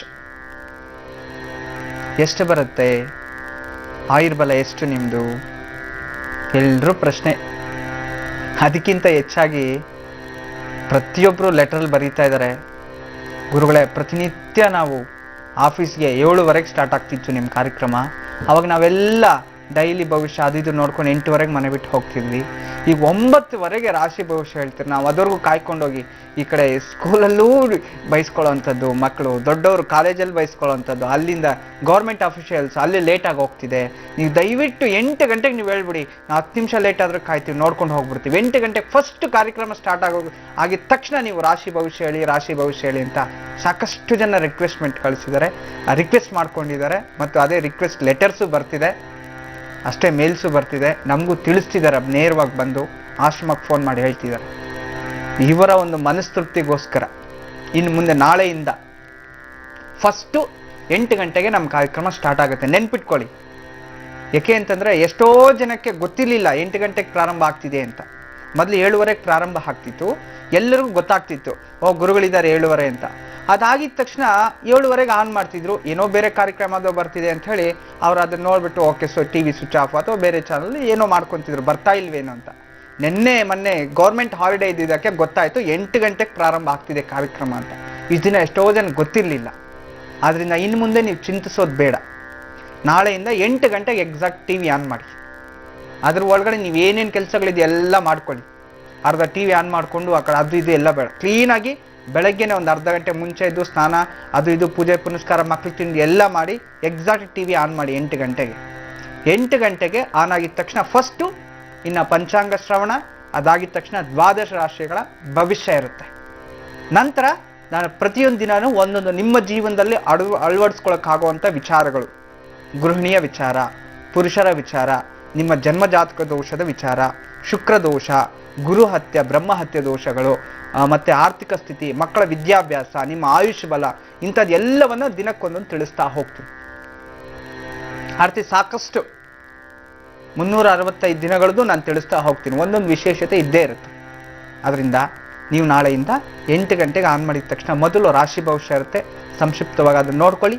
ನಂತರ ನಿಮ್ಮ ಕೆಲಸ ಕಾರ್ಯಗಳನ್ನು ಮುಂದುವರಿಸ್ಕೊಳ್ಳಿ. ನಿಮಗೋಸ್ಕರ ನಾನು ಚೇಂಜ್ ಮಾಡ್ತಿದ್ದೀವಿ, ಅದನ್ನು ಉಪಯೋಗ ಮಾಡ್ಕೊಳ್ಳಿ. ಈ ದಿನ ವೃಶ್ಚಿಕ ರಾಶಿಯವರ ಭವಿಷ್ಯ, ಎಲ್ಲೆಲ್ಲಿ ಕಂಟಕಗಳು ಬರುತ್ತೆ, ಎಲ್ಲೆಲ್ಲ ಇದಾಗುತ್ತೆ ಅಂತ ನಾನು ಹಿಂದಿನ ಸಂಚಿಕೆಯಿಂದ ತಿಳಿಸ್ತಾ ಬರ್ತಿದ್ದೀನಿ. ನಿಮ್ಮ ಜಾತಕದಲ್ಲಿ ದಶಾಭುಕ್ತಿಗಳಲ್ಲಿ ಸಂಧಿಗಳು ಅಂತ ಬಂದಾಗ ಅಲ್ಲಿ ಗಂಡಾಂತರಗಳು ಬರುತ್ತೆ. ಆ ರೀತಿ ಬಂದರೂ ಸಹ ಇದು ಎಕ್ಸಾಕ್ಟ್ ಆಗಿ ನಿಮ್ಗೆ ಇದು ನಡೆಯುತ್ತೆ ಜೀವನದಲ್ಲಿ, ಇದನ್ನೆಲ್ಲ ಡಾಕ್ಯುಮೆಂಟ್ರಿ ಬರೆದಿಟ್ಕೊಳ್ಳಿ ಅಂತ. ಅದೇ ರೀತಿ ಇದನ್ನ ವೃಶ್ಚಿಕ ರಾಶಿಯವರಿಗೆ ಮೊದಲು ನೋಡಿ, ಜನನಾದಿ ಅಂತಂದ್ರೆ ಹುಟ್ಟಿದ್ರಿಂದ ಹಿಡಿದು 1 ವರ್ಷವರೆಗೂ ಜ್ವರಪೀಡೆ ಜಾಸ್ತಿ ಇರುತ್ತೆ. ಮೈಯೆಲ್ಲ ಯಾವಾಗಲೂ ಬಿಸಿ ಇರೋವಂಥದ್ದು, ಮತ್ತು ತಲೆ ತುಂಬ ಬಿಸಿ ಇರೋವಂಥದ್ದು ಯಾವಾಗಲೂ, ಮತ್ತು ಇಲ್ಲಿ ನಾಡಿ ಹೊಡ್ಕೊತಾನೇ ಇರೋದು ಮಕ್ಕಳಿಗೆ. ಅದು 1 ವರ್ಷದ ತನಕ ಹಾಗೇ ಇರುತ್ತೆ. ಆ 1 ವರ್ಷದ ಗಂಡಾಂತರ ಅಲ್ಲಿವರೆಗೂ ಕಂಪ್ಲೀಟ್ ಆಯಿತು ಅಂತಂದರೆ ಮತ್ತೆ 13ನೇ ವರ್ಷದಲ್ಲಿ ನೀರಿನಿಂದ ತೊಂದರೆ ಆಗುವಂಥದ್ದು. ನೀರಿನಿಂದ ಅಂತಂದ್ರೆ ಯಾವ್ಯಾವ ರೀತಿ ತೊಂದರೆಗಳಾಗ್ಬೋದು ಅಂತ ನಾನು ತಿಳಿಸಿದ್ದೀನಿ. ಒಂದು, ನೀರನ್ನು ಕುಡಿದು ಇನ್ಫೆಕ್ಷನ್ಸ್ ಆಗುವಂಥದ್ದು, ವಿಷಪೂರಿತ ನೀರು ಕುಡಿಯುವಂಥದ್ದು. ನೋಡಿ, ನೀರಿನ ಗಂಡಾಂತರ ಎಲ್ಲಿ ಅಂತಂದಾಗ ನಾವು ಯಾವುದೋ ಒಂದು ಊರಿನಲ್ಲಿ ಒಬ್ಬರು ಇನ್ನು ಅನಾಲಿಸಿಸ್ ಮಾಡೋಕ್ಕೆ ಅಂತೇಳಿ ಇನ್ನು ಸೆನ್ಸಸ್ ಮಾಡಿಸಿ ನಾವು ಏನಕ್ಕೆ 13ನೇ ವರ್ಷದಲ್ಲಿ ಯಾವ ರೀತಿ ಬರುತ್ತೆ ಅಂತ ಕೇಳಿದಾಗ ಒಬ್ಬ ಹುಡುಗ ತೀರ್ಕೊಂಡಿದ್ದ. ಅವನು 13ನೇ ವರ್ಷದಲ್ಲಿ ಯಾವ ರೀತಿ ತೀರ್ಕೊಂಡ ಅಂತ ಹೋದಾಗ, ಯಾವುದೋ ಒಂದು ಹಳ್ಳಿ, ಕುಗ್ರಾಮ, ಅಲ್ಲಿ ಅಂತಂದರೆ ಈ ಚಿನ್ನ ಕೆಲಸವನ್ನು ಮಾಡೋವಂಥ ಒಂದು ಅಂಗಡಿ ಇಟ್ಕೊಂಡು ಅವ್ನು ಮಾಡ್ತಿರ್ಬೇಕಾದ್ರೆ ಒಂದು ಸ್ಕೂಲ್ಗೆ ಹೋಗ್ಬೇಕು, ಶಾಲೆಗೆ ಹೋಗಕ್ಕೆ ಮುಂಚೆ ಆ ತಾಯಿ ಶಾಲೆಯಿಂದ ಸಾಯಂಕಾಲ ಸ್ಕೂಲಿಂದ ಬರಬೇಕಾದ್ರೆ ಅಲ್ಲಿ ಹೋಗಿದ್ದಾಳೆ. ಏನೋ ಪಾಲಿಶ್ ಏನೋ ಮಾಡ್ಕೋಬೇಕು, ಅಥವಾ ಚೈನ್ ಏನೋ ಡ್ಯಾಮೇಜ್ ಆಗಿದೆ ಅಂತ ಹೇಳಿ ಅಲ್ಲಿ ಕೂತಿರ್ಬೇಕಾದ್ರೆ ಅಲ್ಲಿ ಒಂದು ಗ್ಲಾಸ್ ನೀರು ಕೇಳಿದ್ರಂತ ಅಮ್ಮ. ಸರಿ ಅಂತ ನೀರು ಕೊಟ್ಟಿದ್ದಾರೆ, ಏನೋ ಕೈ ತೊಳ್ಕೊಳಕ್ಕೋ ಏನಕ್ಕೋ ಅಂತ. ಆ ನೀರು ತಗೊಂಡು ಆ ಹುಡುಗ ಗೊತ್ತಿಲ್ಲದೆ ಕುಡಿದು ಬಿಟ್ಟಿದ್ದಾರೆ. ಅದರಲ್ಲಿ ಆ ನೀರು ಕುಡಿದಿದ್ದು ಮನೆಗೆ ಬಂದು ಕೇವಲ 20 ನಿಮಿಷದಲ್ಲಿ ತೀರ್ಕೊಂಡ ಹುಡುಗ. ಅಂತಂದ್ರೆ ಇದು ಅರ್ಥ ಏನು ಅಂತಂದ್ರೆ, ಅಲ್ಲಿ ಸೈನೈಟ್ ಇರ್ಬೋದು, ವಾಟ್ ಎವರ್, ನೀರು ಕುಡಿದಿದ್ರಿಂದ ಅದರಲ್ಲಿ ಮತ್ತೇನು ವಿಷಪೂರಿತದ ಮಿಶ್ರಣ ಆಗಿದ್ದು ಗೊತ್ತಿಲ್ಲ. ಇವ್ರು ಏನಕ್ಕೆ ಕೇಳಿದ್ರೋ ಗೊತ್ತಿಲ್ಲ, ಅನ್ಎಕ್ಸ್ಪೆಕ್ಟ್ ಆಗಿ ಅವ್ನು ಕುಡಿದಿದ್ದಾನೆ. ಅವ್ರದ್ದು ತಪ್ಪಿಲ್ಲ, ಇವ್ರದ್ದು ತಪ್ಪಿಲ್ಲ. ಗಂಡಾಂತರ ಅಂತಂದ್ರೆ ಯಾವ ರೀತಿ ಆದ್ರೂ ಬರಬಹುದು, ನೆನ್ಪಿಟ್ಕೊಳ್ಳಿ. ಅದನ್ನ ತುಂಬಾ ಜಾಗ್ರತೆ ಇರಬೇಕು. ನಮ್ಗೆ ಗೊತ್ತಿರೋದಿಲ್ಲ, ಎಲ್ಲೋ ನೀರು ತುಂಬಿಟ್ಟಿರ್ತೀವಿ, ಮೇಲಿಂದ ಹಲ್ಲಿ ಏನೋ ಅದ್ರಲ್ಲಿ ಗಲೀಜ್ ಮಾಡಿರುತ್ತೆ, ಅದು ವಿಷನೇ. ಯಾವುದೋ ಒಂದು ರಕ್ತ ಬಂದಿರುತ್ತೆ, ಅದು ವಿಷನೇ. ಆ ರೀತಿ ಆಗುವಂಥದ್ದು. ಅದರಿಂದ ತುಂಬಾ ಜಾಗ್ರತೆ ಇರಬೇಕು. ಇನ್ನು ಮುಂದೆ ತಿಳಿಸ್ತಾ ಹೋಗ್ತೀನಿ. ಇದು 13ನೇ ವರ್ಷ. ಇನ್ನು 14:32 ಏನೇನಾಗುತ್ತೆ ಮುಂದೆ ತಿಳಿಸೋಣ. ಒಬ್ರು ಕಾಲರ್ ಇದ್ದಾರೆ, ಬನ್ನಿ ಮಾತಾಡ್ಸೋಣ. ಹಲೋ. ನಮಸ್ತೆ. ನಮಸ್ತೆ ಮೇಡಮ್. ನಮಸ್ತೆ, ಹೇಳಿ ನಿಮ್ಮ ಹೆಸರನ್ನ ತಿಳಿಸಿ. ನನ್ನ ಹೆಸರು ರೂಪಾ ಅಂತ. ರೂಪಾ, ಎಲ್ಲಿಂದ ಕಾಲ್ ಮಾಡ್ತಿರೋದು ರೂಪಾ? ಬಸವೇಶ್ವರ ನಗರದಿಂದ ಮಾತಾಡ್ತಾ ಇದೀವಿ ಮೇಡಮ್. ಯಾರ ಬಗ್ಗೆ ಕೇಳಬೇಕಿತ್ತು? ನನ್ನ ಮಕ್ಕಳ ಬಗ್ಗೆ ಕೇಳಬೇಕಿತ್ತು ಮೇಡಮ್. ಒಬ್ಬರ ಬಗ್ಗೆ ಕೇಳ್ಬೋದು, ಯಾರ ಬಗ್ಗೆ ಕೇಳ್ತೀರಾ? ನನ್ನ ಮಗಳ ಹೆಸರು ವಿಸ್ಮಯ ಅಂತ, ಅವ್ರ ಬಗ್ಗೆ ಕೇಳಬೇಕಾಗಿತ್ತು. ವಿಸ್ಮಯ ಅವರ ಡೇಟ್ ಆಫ್ ಬರ್ತ್ ಹೇಳಿ. 7ನೇ ತಾರೀಕು, 6ನೇ ತಿಂಗಳು, ಓಕೆ, 2000 ಇಸ್ವಿ. 7/6/2000 ಇಸ್ವಿ ಅಲ್ವಾ? ಹೌದು ಮೇಡಮ್, ಹೌದು. ಸಮಯ ಹೇಳಿ. ಸಮಯ 9:48 ಬೆಳಗ್ಗೆ. 9:48. ಜನ್ಮ ರಾಶಿ ನಕ್ಷತ್ರ ತಿಳಿಸ್ತೀರಾ? ನಕ್ಷತ್ರ ಆಶ್ಲೇಷ ನಕ್ಷತ್ರ, ಕಟಕ ರಾಶಿ ಮೇಡಮ್. ಸರಿ, ಗುರುಜಿ ಅವರಿದ್ದಾರೆ, ವಿಸ್ಮಯ ಕುರಿತಾಗಿ ನಿಮ್ಮ ಪ್ರಶ್ನೆಯನ್ನ ಕೇಳಿ. ಆಯ್ತು ಮೇಡಮ್. ನಮಸ್ತೆ ಅಮ್ಮ. ನಮಸ್ತೆ ಗುರುಜಿ. ಹೇಳಿ ತಾಯಿ. ಆಶ್ಲೇಷ ನಕ್ಷತ್ರ, ಕರ್ಕಾಟಕ ರಾಶಿಯಲ್ಲಿ ಹುಟ್ಟಿರ್ತಕ್ಕಂಥದ್ದು, ಮತ್ತೆ ಕರ್ಕಾಟಕ ಲಗ್ನನೇ. ಗುರುಜಿ. ತುಂಬಾ ಚೆನ್ನಾಗಿದೆ ತಾಯಿ. ಏನ್ ಕೇಳ್ಬೇಕಿತ್ತು ಮಗಳ ಬಗ್ಗೆ? ಮಗಳ ವಿದ್ಯಾಭ್ಯಾಸದ ಬಗ್ಗೆ ಕೇಳಬೇಕಿತ್ತು ಗುರುಜಿ. ಸರಿ ತಾಯಿ, ನೋಡೋಣ ರಮಲಶಾಸ್ತ್ರದಲ್ಲಿ. ಆಯ್ತು ಗುರುಜಿ. ನೋಡಿ, 12ನೇ ಮನೆಯಲ್ಲಿ ಬುಧ ಇರ್ತಕ್ಕಂಥದ್ದು ಮಗಳಿಗೆ. ಏಕಾದಶ ಸ್ಥಾನದಲ್ಲಿ 4 ಗ್ರಹಗಳು ಕೂತಿದೆ. ನೋಡಿದ್ರ ಜಾತಕ ಒಂದ್ಸರಿ? ನೋಡಿದೀನಿ ಗುರುಜಿ. ತುಂಬಾ ರಾಜಯೋಗದಲ್ಲಿ ಏಕಾದಶ ಸ್ಥಾನದಲ್ಲಿ ತುಂಬಾ ವಿಶೇಷವಾದ ಶುಕ್ರಾದಿತ್ಯ ಯೋಗ ಇರ್ತಕ್ಕಂಥದ್ದು. ತುಂಬಾ ವಿಶೇಷವಾದ ಒಂದು ಜಾತಕ ತಾಯಿ. ವಿದ್ಯಾಭ್ಯಾಸ ತುಂಬಾ ಚೆನ್ನಾಗಿದೆ. ಎಷ್ಟನೇ ಕ್ಲಾಸ್ ಓದ್ತಿದ್ದಾಳೆ ಈಗ? ಈಗ 8ನೇ ಕ್ಲಾಸ್ ಓದ್ತಾ ಇದ್ದಾಳೆ ಗುರುಜಿ. ಚೆನ್ನಾಗಿ ಓದಿಸಿ. ಸ್ವಲ್ಪ ಮರು ಜಾಸ್ತಿ. ಹೌದು ಗುರುಜಿ. ಮತ್ತೆ ಕೋಲ್ಡ್ ಇನ್ಫೆಕ್ಷನ್ಸ್ ಜಾಸ್ತಿ. ಮತ್ತೆ ಯಾವಾಗ್ಲೂ ತುಂಬಾ ಹಠ. ಏನಾದ್ರೂ ಹಠ ಹಿಡಿದ್ಬಿಟ್ರೆ ಅದ್ ನಡೆಯೋವರೆಗೂ ಬಿಡಲ್ಲ ಮಗಳು. ಹೌದು ಗೊತ್ತಿಲ್ದೇನೆ ಗುರೂಜಿ. ತಾನು ಅನ್ಕೊಂಡಿದ್ ನಡೆದು ಬಿಡುತ್ತೆ. ನಿಮ್ಗೆ ಯಾರಿಗೂ ಗೊತ್ತಾಗಲ್ಲ, ತಾನು ಏನ್ ಅನ್ಕೊಂಡ್ರೆ ಅದೇ ನಡೆಯುತ್ತೆ. ಹೌದು ಗುರುಜಿ. ಅಂತಂದ್ರೆ ಯೋಗಾನೇ ಜಾತಕದಲ್ಲಿ ನಡೀತಾ ಇರ್ತಕ್ಕಂಥ ಯೋಗಾನೇ ಅಂತದ್ದು, ತುಂಬಾ ವಿಶೇಷವಾದ ಯೋಗದಲ್ಲಿ ಹುಟ್ಟಿರ್ತಕ್ಕಂಥದ್ದು, ತುಂಬಾ ಚೆನ್ನಾಗಿದೆ. ಮತ್ತೆ ಜನ್ಮ ಜಾತಕದಲ್ಲಿ ವಿದ್ಯಾಸ್ಥಾನ ತುಂಬಾ ಚೆನ್ನಾಗಿದೆಯಮ್ಮ. ವಿದ್ಯಾಸ್ಥಾನಾಧಿಪತಿ ಈ ಮಗುಗೆ ಶುಕ್ರ 12ನೇ ಮೈಲ್ ಸ್ವಕ್ಷೇತ್ರದಲ್ಲಿದ್ದಾರೆ. ತುಂಬಾ ವಿದ್ಯಾವಂತಲಾಗ್ತಾಳೆ. ಸೈನ್ಸ್ ಕೊಡಿಸ್ಬೇಕು ನೀವು SLC ಆದ ನಂತರ. ಆದ್ರೆ ಈ ಮಗು ಬೆಳಗ್ಗೆ ಹೊತ್ತು ಸ್ವಲ್ಪ ಓದೋದು ಅಭ್ಯಾಸ ಮಾಡ್ಬೇಕು ತಾಯಿ ನೀವು. ಹೌದು, ತುಂಬಾ ನಿದ್ದೆ ಗುರುಜಿ. ಅದ್ರಿಂದಾನೇ ಬೆಳಗ್ಗೆ ಹೊತ್ತು ಓದೋದು ಅಭ್ಯಾಸ ಮಾಡ್ಬೇಕು. ಅಂತಂದ್ರೆ ಈ ಹುಡುಗಿ ರಾತ್ರಿ 12-1 ಗಂಟೆವರೆಗೂ ಬೇಕಾದ್ರೆ ಎಚ್ಚರಿಕೆಯಿಂದ ಇರ್ತಾಳೆ. ಬೆಳಗ್ಗೆ ಹೊತ್ತು ತುಂಬಾ ಸೋಂಬೇರಿತನ, ಪಾಪ ಮಂಕು ಸೋಂಬೇರಿ ಜಾಸ್ತಿ ಆಗಿದೆ. ಅದರಿಂದ ನೀವೇನ್ ಮಾಡ್ಬೇಕು, ರಾತ್ರಿ ಅನುಕೂಲ ಆದಷ್ಟು ಬೇಗ ಮಲಗಿಸಿ ಬೆಳಗ್ಗೆ ಬೇಗ ಎಬ್ಸೋದ್ ಅಭ್ಯಾಸ ಮಾಡಿದ್ರೆ ಚುರುಕು ಹಾಕ್ತಾಳೆ, ಮಂದ ಬುದ್ಧಿನೂ ಹೋಗುತ್ತೆ. ತುಂಬಾ ಒಳ್ಳೆ ಹುಡುಗಿ. ಮತ್ತೆ ಯಾವುದೇ ತರದ ದೋಷಗಳಿಲ್ಲ, ಯಾವುದೇ ತರದ್ದು ಅಹಂಕಾರ ಮಾತುಗಳಿಲ್ಲ. ಎಲ್ಲರ ಮಾತು ಕೇಳ್ತಾಳೆ, ಎಲ್ಲರಿಗೂ ಗೌರವ ಕೊಡ್ತಾಳೆ. ಆದ್ರೆ ಸೋಂಬೇರಿ ಜಾಸ್ತಿ. ಇದೊಂದು ಹೋಯ್ತು ಅಂತಂದ್ರೆ ಖಂಡಿತ ಸರ ಹೋಗುತ್ತೆ. ನೀವು ಮನೆಯಲ್ಲಿ ಪ್ರತಿನಿತ್ಯವೂ ಸಹ ನೀವೇನ್ ಮಾಡ್ಬೋದು ಅಂತಂದ್ರೆ, ಎಲ್ಲಾದ್ರೂ ಈ ಕಾಣಿಪಾಕನೋ ಅಥವಾ ಎಲ್ಲಾದ್ರೂ ಇಡಗುಂಜಿ ಗಣಪತಿ ದೇವಸ್ಥಾನ ಅಂತ ಜಾಕ್ ಹೋದಾಗ ಅಲ್ಲಿ ಈ ಒಂದು ಬಿಳಿ ಎಕ್ಕದ ಬೇರಲ್ಲಿ ಗಣಪತಿ ವಿಗ್ರಹಗಳನ್ನು ಮಾಡಿಟ್ಟಿರುವಂಥದ್ದು ಸಿಗುತ್ತೆ ನಿಮ್ಗೆ. ಆ ಬಿಳಿ ಎಕ್ಕದ ಬೇರಲ್ಲಿ ಗಣಪತಿ ಮಾಡಿರತಕ್ಕಂಥದ್ದು, ಆ ಗಣಪತಿ ಒಂದು ವಿಗ್ರಹವನ್ನು ತಂದು ಮನೆಯಲ್ಲಿಟ್ಟು ಬಿಳಿ ಒಂದು ಪುಷ್ಪಗಳು, ಯಾವುದು ಬಿಳಿ ವಿಶೇಷವಾಗಿ ಕಣಗಳ ಹೂವು, ಮಹಾಗಣಪತಿಗೆ ತುಂಬಾ ಪ್ರಿಯವಾದಂಥ ಪುಷ್ಪ ಬಿಳಿ ಕಣಗಳ ಪುಷ್ಪ. ಆ ಬಿಳಿ ಕಣಗಳ ಹೂವನ್ನ ನೀವು ಆ ಮಗು ಕೈಯಲ್ಲಿ ಅರ್ಚಿಸ್ತಾ ಬರಬೇಕು ಯಾವಾಗ್ಲೂ, ಪ್ರತಿದಿನ ಅಥವಾ ಒಂದು 108 ದಿನ ವ್ರತಕ್ಕೋ, ಅಥವಾ ಮಂಗಳವಾರ ಆದ್ರೂ ಸರಿ, ಅಥವಾ ಬುಧವಾರ ಆದ್ರೂ ಸರಿ. ಯಾಕಂದ್ರೆ ಈ ಮಗು ಬುಧವಾರನೇ ಹುಟ್ಟಿರ್ತಕ್ಕಂಥದ್ದು. ಆದ್ರಿಂದ ಈ ರೀತಿ ಒಂದು 16 ವಾರ ಮಾಡಿಸ್ತಾ ಬನ್ನಿ. ಖಂಡಿತವಾಗ್ಲೂ ಬೆಳಗ್ಗೆನೆ ಎದ್ದು ಆ ಒಂದು ಬಿಳಿ ಎಕ್ಕದ, ಅಂದ್ರೆ ಎಡಮುರಿಗೇ ಇರಬೇಕು ಆ ಒಂದು ಸೊಂಡ್ಲು, ಅಂಥದ್ನ ಬಿಳಿ ಎಕ್ಕದ ಬೇರಲ್ಲಿ ಮಾಡಿರ್ತಕ್ಕಂಥ ಗಣಪತಿ ಅಂತಂದಿಟ್ರೆ ನಿರ್ವಿಘ್ನವಾಗಿ ಜೀವನದಲ್ಲಿ ಓದ್ತಾಳೆ. ಸೈನ್ಸ್ ಕೊಡಿಸಿ ಅದಾದ ನಂತರ ಈ ಹುಡುಗಿ ಡಾಕ್ಟರ್ ಆಗಬೇಕು ಅಂತ ತುಂಬಾ ಆಸೆ ಇದೆ. ಸಿರಿಂಜ್ ಹಿಡ್ದೇ ಹಿಡಿತಾಳೆ, ಆಪರೇಷನ್ ಮಾಡೇ ಮಾಡ್ತಾಳೆ. ಚಿಂತೆ ಮಾಡಬೇಡಿ ತಾಯಿ, ಒಳ್ಳೇದಾಗ್ಲಿ. ನಮಸ್ತೆ. ವೀಕ್ಷಕರೇ, ಈಗ ಇನ್ನೊಬ್ರು ಕಾಲರ್ ಇದ್ದಾರೆ, ಬನ್ನಿ ಮಾತಾಡ್ಸೋಣ. ಹಲೋ ಹಲೋ ಹಲೋ ವೀಕ್ಷಕರೇ, ದಯವಿಟ್ಟು ಟಿವಿ ವಾಲ್ಯೂಮ್ ಕಡಿಮೆ ಮಾಡಿ ಅಂತ ಹೇಳ್ತಾ ಈಗ ಒಂದು ಪತ್ರದತ್ತ ಗಮನ ಹರಿಸೋ ಸಮಯ ಆಗಿದೆ. ಬೆಳಗಾವಿಯಿಂದ ಪತ್ರ ಬಂದಿದೆ. ನಿಮ್ಮ ಪತ್ರಗಳಿಗೆ ಗುರುಜಿಯವರ ಕಾರ್ಯಕ್ರಮದಲ್ಲಿ ಸ್ಪಂದಿಸಿದ್ದೆ. ಅದರಲ್ಲಿ ಎಲ್ಲರಿಗೂ ತಿಳಿದಿರೋ ಹಾಗೆ ಜಿ ಕನ್ನಡ ವಾಹಿನಿ ಕಡೆಯಿಂದ ವಿಶೇಷವಾದಂತಹ ಶ್ರೀಚಕ್ರ ನಾಣ್ಯ ನಿಮ್ಮ ಮನೆ ಬಾಗಿಲಿಗೆ ತಲುಪಿಸುವಂಥ ವ್ಯವಸ್ಥೆ ನಮ್ಮ ಸಂಸ್ಥೆ ಹೊತ್ತಿದೆ. ಈ ದಿನ ನಮ್ಮ ಈ ಒಂದು ಭಾಗ್ಯಶಾಲಿಗಳು ಯಾರ್ಯಾರಿದ್ದಾರೆ ಅನ್ನೋದನ್ನ ನೋಡೋ ಸಮಯ. ಬೆಳಗಾವಿಯಿಂದ ಗುರುಜಿ ಪತ್ರ ಬಂದಿದೆ. ಶ್ರೀಮತಿ ಸಾರಿಕಾ ಅವರು ಬರೆದು ಕಳಿಸಿದರೆ ಪತ್ರವನ್ನ. LLB ಓದಿದ್ದೀನಿ ಗುರುಜಿ, ಖಾಸಗಿ ಕಂಪನಿಯಲ್ಲಿ ಕೆಲಸ ಕೂಡ ಮಾಡ್ತಾ ಇದ್ದೀನಿ. ನನ್ನದು ಪ್ರೇಮ ವಿವಾಹ ಆಗಿದೆ. 1.5 ವರ್ಷದ ಒಬ್ಬ ಮಗ ಕೂಡ ಇದ್ದಾನೆ. ಇತ್ತೀಚೆಗೆ ಹೆಚ್ಚಾಗಿ ವೈವಾಹಿಕ ಜೀವನದಲ್ಲಿ ಚಿಕ್ಕ ಕಾರಣಕ್ಕೆ ಹೆಚ್ಚಾಗಿ ಜಗಳ ಆಗ್ತಾ ಇದ್ದು, ಜೊತೆಲಿ ಮನೆಯಲ್ಲಿ ಕೂಡ ಹಣದ ತೊಂದರೆ ಬಹಳ ಇದೆ. ನನ್ನ ಜೀವನ ಸರಿ ಹೋಗಬೇಕು. ಈ ಕಷ್ಟದಿಂದ ದಯವಿಟ್ಟು ಪಾರು ಮಾಡಿ ಏನಾದರೂ ಒಂದು ಪರಿಹಾರವನ್ನು ಸೂಚಿಸಿ ಅಂತ ಕೇಳ್ತಿದ್ದಾರೆ. ಹುಟ್ಟಿದ ದಿನಾಂಕ ತಿಳಿಸಿದರೆ 7/8/84ನೇ ಇಸವಿ, ಕುಂಭರಾಶಿ, ಶತತಾರ ನಕ್ಷತ್ರ ಅಂತ ಹೇಳಿದರೆ. ನಮ್ಮ ಮನೆ ದೇವರು ಶ್ರೀ ವೀರಭದ್ರ ಸ್ವಾಮಿ ಅಂತ ತಿಳಿಸಿದ್ದಾರೆ. ಶತವಿಷ ನಕ್ಷತ್ರ, ಕುಂಭರಾಶಿ. ಜೈ ಮಹಾಕಾಳಿ. ದುಸ್ಥಾನ ನೋಡಿ, ನಿಮ್ಮ ಜೀವನ ಅಸಂತೃಪ್ತಿ ಜೀವನ ಜಾತಕದಲ್ಲಿ ತೋರಿಸ್ತಿದೆ. ಪ್ರೇಮ ವಿವಾಹ ಏನೋ ಆಯ್ತು, ಮದುವೆ ಆದ ನಂತರ ಯಾಕೆ ಈ ರೀತಿ ಆಗುತ್ತೆ ನಿಮ್ಗೆ ಏನಾದರೂ ಗೊತ್ತಿದೆಯಾ? ಯಾವತ್ತಾದ್ರೂ ಯೋಚನೆ ಮಾಡಿದ್ದೀರಾ? ಮದುವೆಗೆ ಮುಂಚೆ ಇರತಕ್ಕಂಥ ಪ್ರೀತಿ ಮದುವೆ ಆದ್ಮೇಲೆ ಇರೋದಿಲ್ಲ. ಹಾಗಂತೇಳಿ ನಾನೊಂದು ಉದಾಹರಣೆ ಕೊಡ್ತೀನಿ, ಅದಕ್ಕೂ ಜೀವನಕ್ಕೂ ಹೋಲಿಸ್ಕೋಬೇಡಿ. ಯಾಕೆ ಅಂತಂದ್ರೆ, ಒಂದು ಸಣ್ಣದಾದಂಥ ಒಂದು ಯಾವುದಾದರೂ ಒಂದು ಹೊಸ ವೆಹಿಕಲ್ ನಾವು ತಂದಾಗ, ಒಂದು ಹೊಸ ಕಾರ್ ತಗೊಳ್ತೀರಾ, ಡೈಲಿ ಬೆಳಗ್ಗೆನೇದು ಅದು ವರ್ಷ ಏನು ಒಂಚೂರು ಧೂಳು ಬೀಳಬಾರ್ದು ಹಂಗೆ ವರ್ಷ ಮಿಣಮಿಣಾನು ತರಿರ್ತೀರ. ಅದೇ 1 ವರ್ಷ 2 ವರ್ಷ ಆದಮೇಲೆ ವಾರಕ್ಕೊಂದ್ಸರಿ ತೊಳೆಯೋದು. ಈ ರೀತಿ ಆಗ್ಬಿಡುತ್ತೆ ಸಂಸಾರ. ಈ ರೀತಿ ಆಗಬಾರ್ದು. ಇದು ವಸ್ತುಗಳು, ಎಕ್ಸ್ಚೇಂಜ್ ಆಫರ್ ಇದೆ, ಆದರೆ ಇದು ಎಕ್ಸ್ಚೇಂಜ್ ಆಫರ್ ಇಲ್ಲ. ಕೊನೆ ತನಕ ಬದುಕಬೇಕು, ಕೊನೆ ತನಕ ಚೆನ್ನಾಗಿರ್ಬೇಕು. ನೀವು ಒಬ್ಬರನ್ನೊಬ್ಬರನ್ನ ಅರ್ಥ ಮಾಡ್ಕೊಂಡು ಜೀವನ ಮಾಡಬೇಕು. ಆದರೆ ಪ್ರೇಮ ವಿವಾಹ ಅಂತ ಬಂದಾಗ ಯಾಕೆ ಹಿಂಗೆ ಆಗ್ತಿದೆ ಅಂತಂದರೆ, ಮದುವೆಗೆ ಮುಂಚೆ ತುಂಬ ಪ್ರೀತಿ, ಮದುವೆ ಆದ ನಂತರ ಪ್ರೀತಿ ಕಮ್ಮಿ ಆಗಿಬಿಡುತ್ತೆ. ಯಾಕೆ ಪ್ರೀತಿ ಕಮ್ಮಿ ಆಗುತ್ತೆ ಅಂತ, ಮದುವೆಗೆ ಮುಂಚಿತವಾಗಿ ನೀವಿಬ್ಬರು ಒಬ್ಬರನ್ನೊಬ್ಬರನ್ನ ಅರ್ಥ ಮಾಡ್ಕೊಂಡು ಮದುವೆ ಮಾಡ್ಕೊಳ್ತೀರಿ. ರೈಟ್ಸ್ ಬಂದ್ಬಿಡುತ್ತೆ, ಅದ್ರಿಗೂ ರೈಟ್ಸ್ ಇರಲ್ಲ. ಮದುವೆ ಆಗಿರ್ತಾನೆ ರೈಟ್ಸ್ ಇರಲ್ಲ. ಪ್ರೀತಿಸ್ತಾ ಇರ್ಬೋದು, ಒಬ್ರನ್ನೊಬ್ಬರನ್ನ ರೈಟ್ಸ್ ಗಾಢವಾಗಿ ಮಾತಾಡ್ಕೊಳಲ್ಲ. ಅದೇ ಮದುವೆ ಆಗಿದ ತಕ್ಷಣ ಏನು ಮಾಡ್ತಾರೆ, ರೈಟ್ಸ್ ಬಂದ್ಬಿಡುತ್ತೆ, ನಾನಿಷ್ಟು ನೀನಿಷ್ಟು ಅಂತ.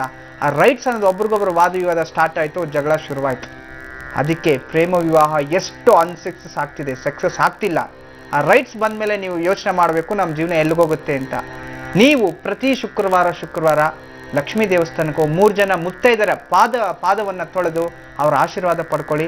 ಖಂಡಿತ ನಿಮ್ಮ ಜೀವನ ಚೆನ್ನಾಗಿರುತ್ತೆ. ಒಬ್ರು ಕಾಲರ್ ಇದ್ದಾರೆ, ಬನ್ನಿ ಮಾತಾಡ್ಸೋಣ. ಹಲೋ ಹಲೋ, ನಮಸ್ತೆ. ನಮಸ್ತೆ ಮೇಡಮ್. ಹೇಳಿ, ನಿಮ್ಮ ಹೆಸರನ್ನ ತಿಳಿಸಿಮ್ಮ.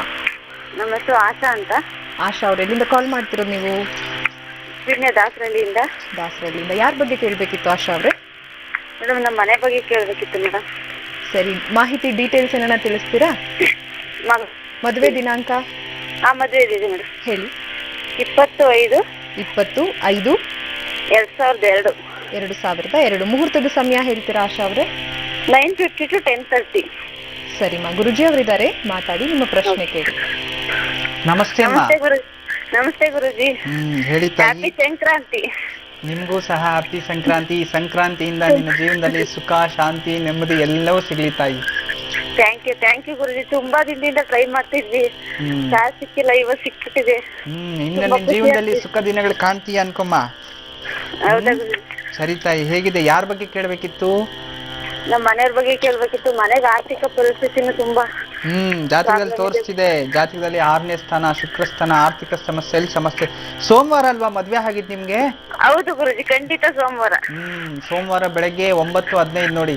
ಸೋಮವಾರ ಏನೋ ಮದ್ವೆ ತುಂಬಾ ಚೆನ್ನಾಗಾಗಿದೆ, ಆದ್ರೆ ಅಷ್ಟಮಿ ದಿನ ಆಗ್ಬಿಟ್ಟಿದ್ರ. ಅದರಿಂದ ಏನ್ ಚಿಂತೆ ಮಾಡ್ಬೇಡಿ, ಇದಕ್ಕೆ ಸಣ್ಣ ಪರಿಹಾರ ತಿಳಿಸ್ತೀನಿ. ಅದ್ರ ಬಗ್ಗೆ ನೀವೇನು ವರಿಡ್ ಆಗ್ಬೇಡಿ. ನಿಮ್ ಮನೆಯವ್ರು ಏನ್ ಕೆಲಸ ಮಾಡ್ತಾರೆ? ನಮ್ಮನೆ ರೋಡ್ ಕಾಂಟ್ರಾಕ್ಟ್ ಕೆಲಸ ಮಾಡ್ತಾರೆ. ಆದ್ರೆ ಕಾಂಟ್ರಾಕ್ಟ್ ಕೆಲಸ ಎಲ್ಲ ಚೆನ್ನಾಗಿ ಸಿಗ್ತಿದೆ, ದುಡ್ಡು ಉಳಿತಾನೆ ಇಲ್ವಲ್ಲ ನಿಮ್ ಮನೆಯಲ್ಲಿ? ಎಷ್ಟು ಸಂಪಾದನೆ ಮಾಡಿದ್ರು ಉಳಿಯಲ್ಲ.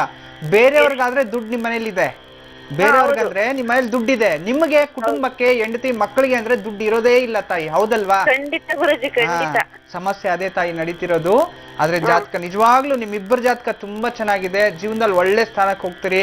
ಇನ್ನೇನೋ ಹೊಸದಾಗಿ ಏನೋ ಪ್ಲಾನ್ ಬೇರೆ ಮಾಡ್ತಿದ್ರ, ಮನೆ ಕಟ್ಟೋದು, ಭೂಮಿ ತೆಗೆಯೋದು, ಏನೋ ಒಂದು ಪ್ಲಾನ್. ಮನೆ ಕಟ್ತಿದ್ವಿ ಗುರುಜಿ 2012ರಿಂದ. ಕಟ್ತಿದ್ವಾಗ್ಲೇ ನಮ್ಮ ಮನೆಯವ್ರಿಗೆ ಆಕ್ಸಿಡೆಂಟ್ ಆಗಿ ಕಾಲ್ ಮುರಿತು. ಮತ್ತೆ ಇನ್ನು ಕೆಲಸ ಮಾಡ್ತಿರುವಾಗ ಮೇಸ್ತ್ರಿ ಕೂಲರ್ ಎಲ್ಲ ಬಿದ್ದು ಅವರು ಕೆಲ್ಸದಲ್ಲಿ ಕಾಲ್ ಮುರ್ಕೊಂಡ್ರು. ಈ ತರ ಎಲ್ಲ ಪ್ರಾಬ್ಲಮ್ ಆಗುತ್ತೆ. ರಕ್ತಪಾತಗಳು ಜಾಸ್ತಿ ಆಗ್ತಿದೆ. ಹೌದು. ಚಿಂತೆ ಮಾಡಬೇಡಿ. ಇನ್ನು ಇವತ್ತಿಗೆ ಲಾಸ್ಟ್, ಇನ್ನಂಥದ್ದು ಯಾವ್ದು ಆಗೋದಿಲ್ಲ. ಈ ಮಕರ ಸಂಕ್ರಾಂತಿ ಹಳೆ ವರ್ಷ ಹೇಗೋಯ್ತು, ಇನ್ನು ಹೊಸ ವರ್ಷ ಇನ್ ಸ್ಟಾರ್ಟ್. ನಿಮ್ ಜೀವನದಲ್ಲಿ ವಸತಿ ಇವತ್ತಿಂದ ಸ್ಟಾರ್ಟ್ ಆಗುತ್ತೆ.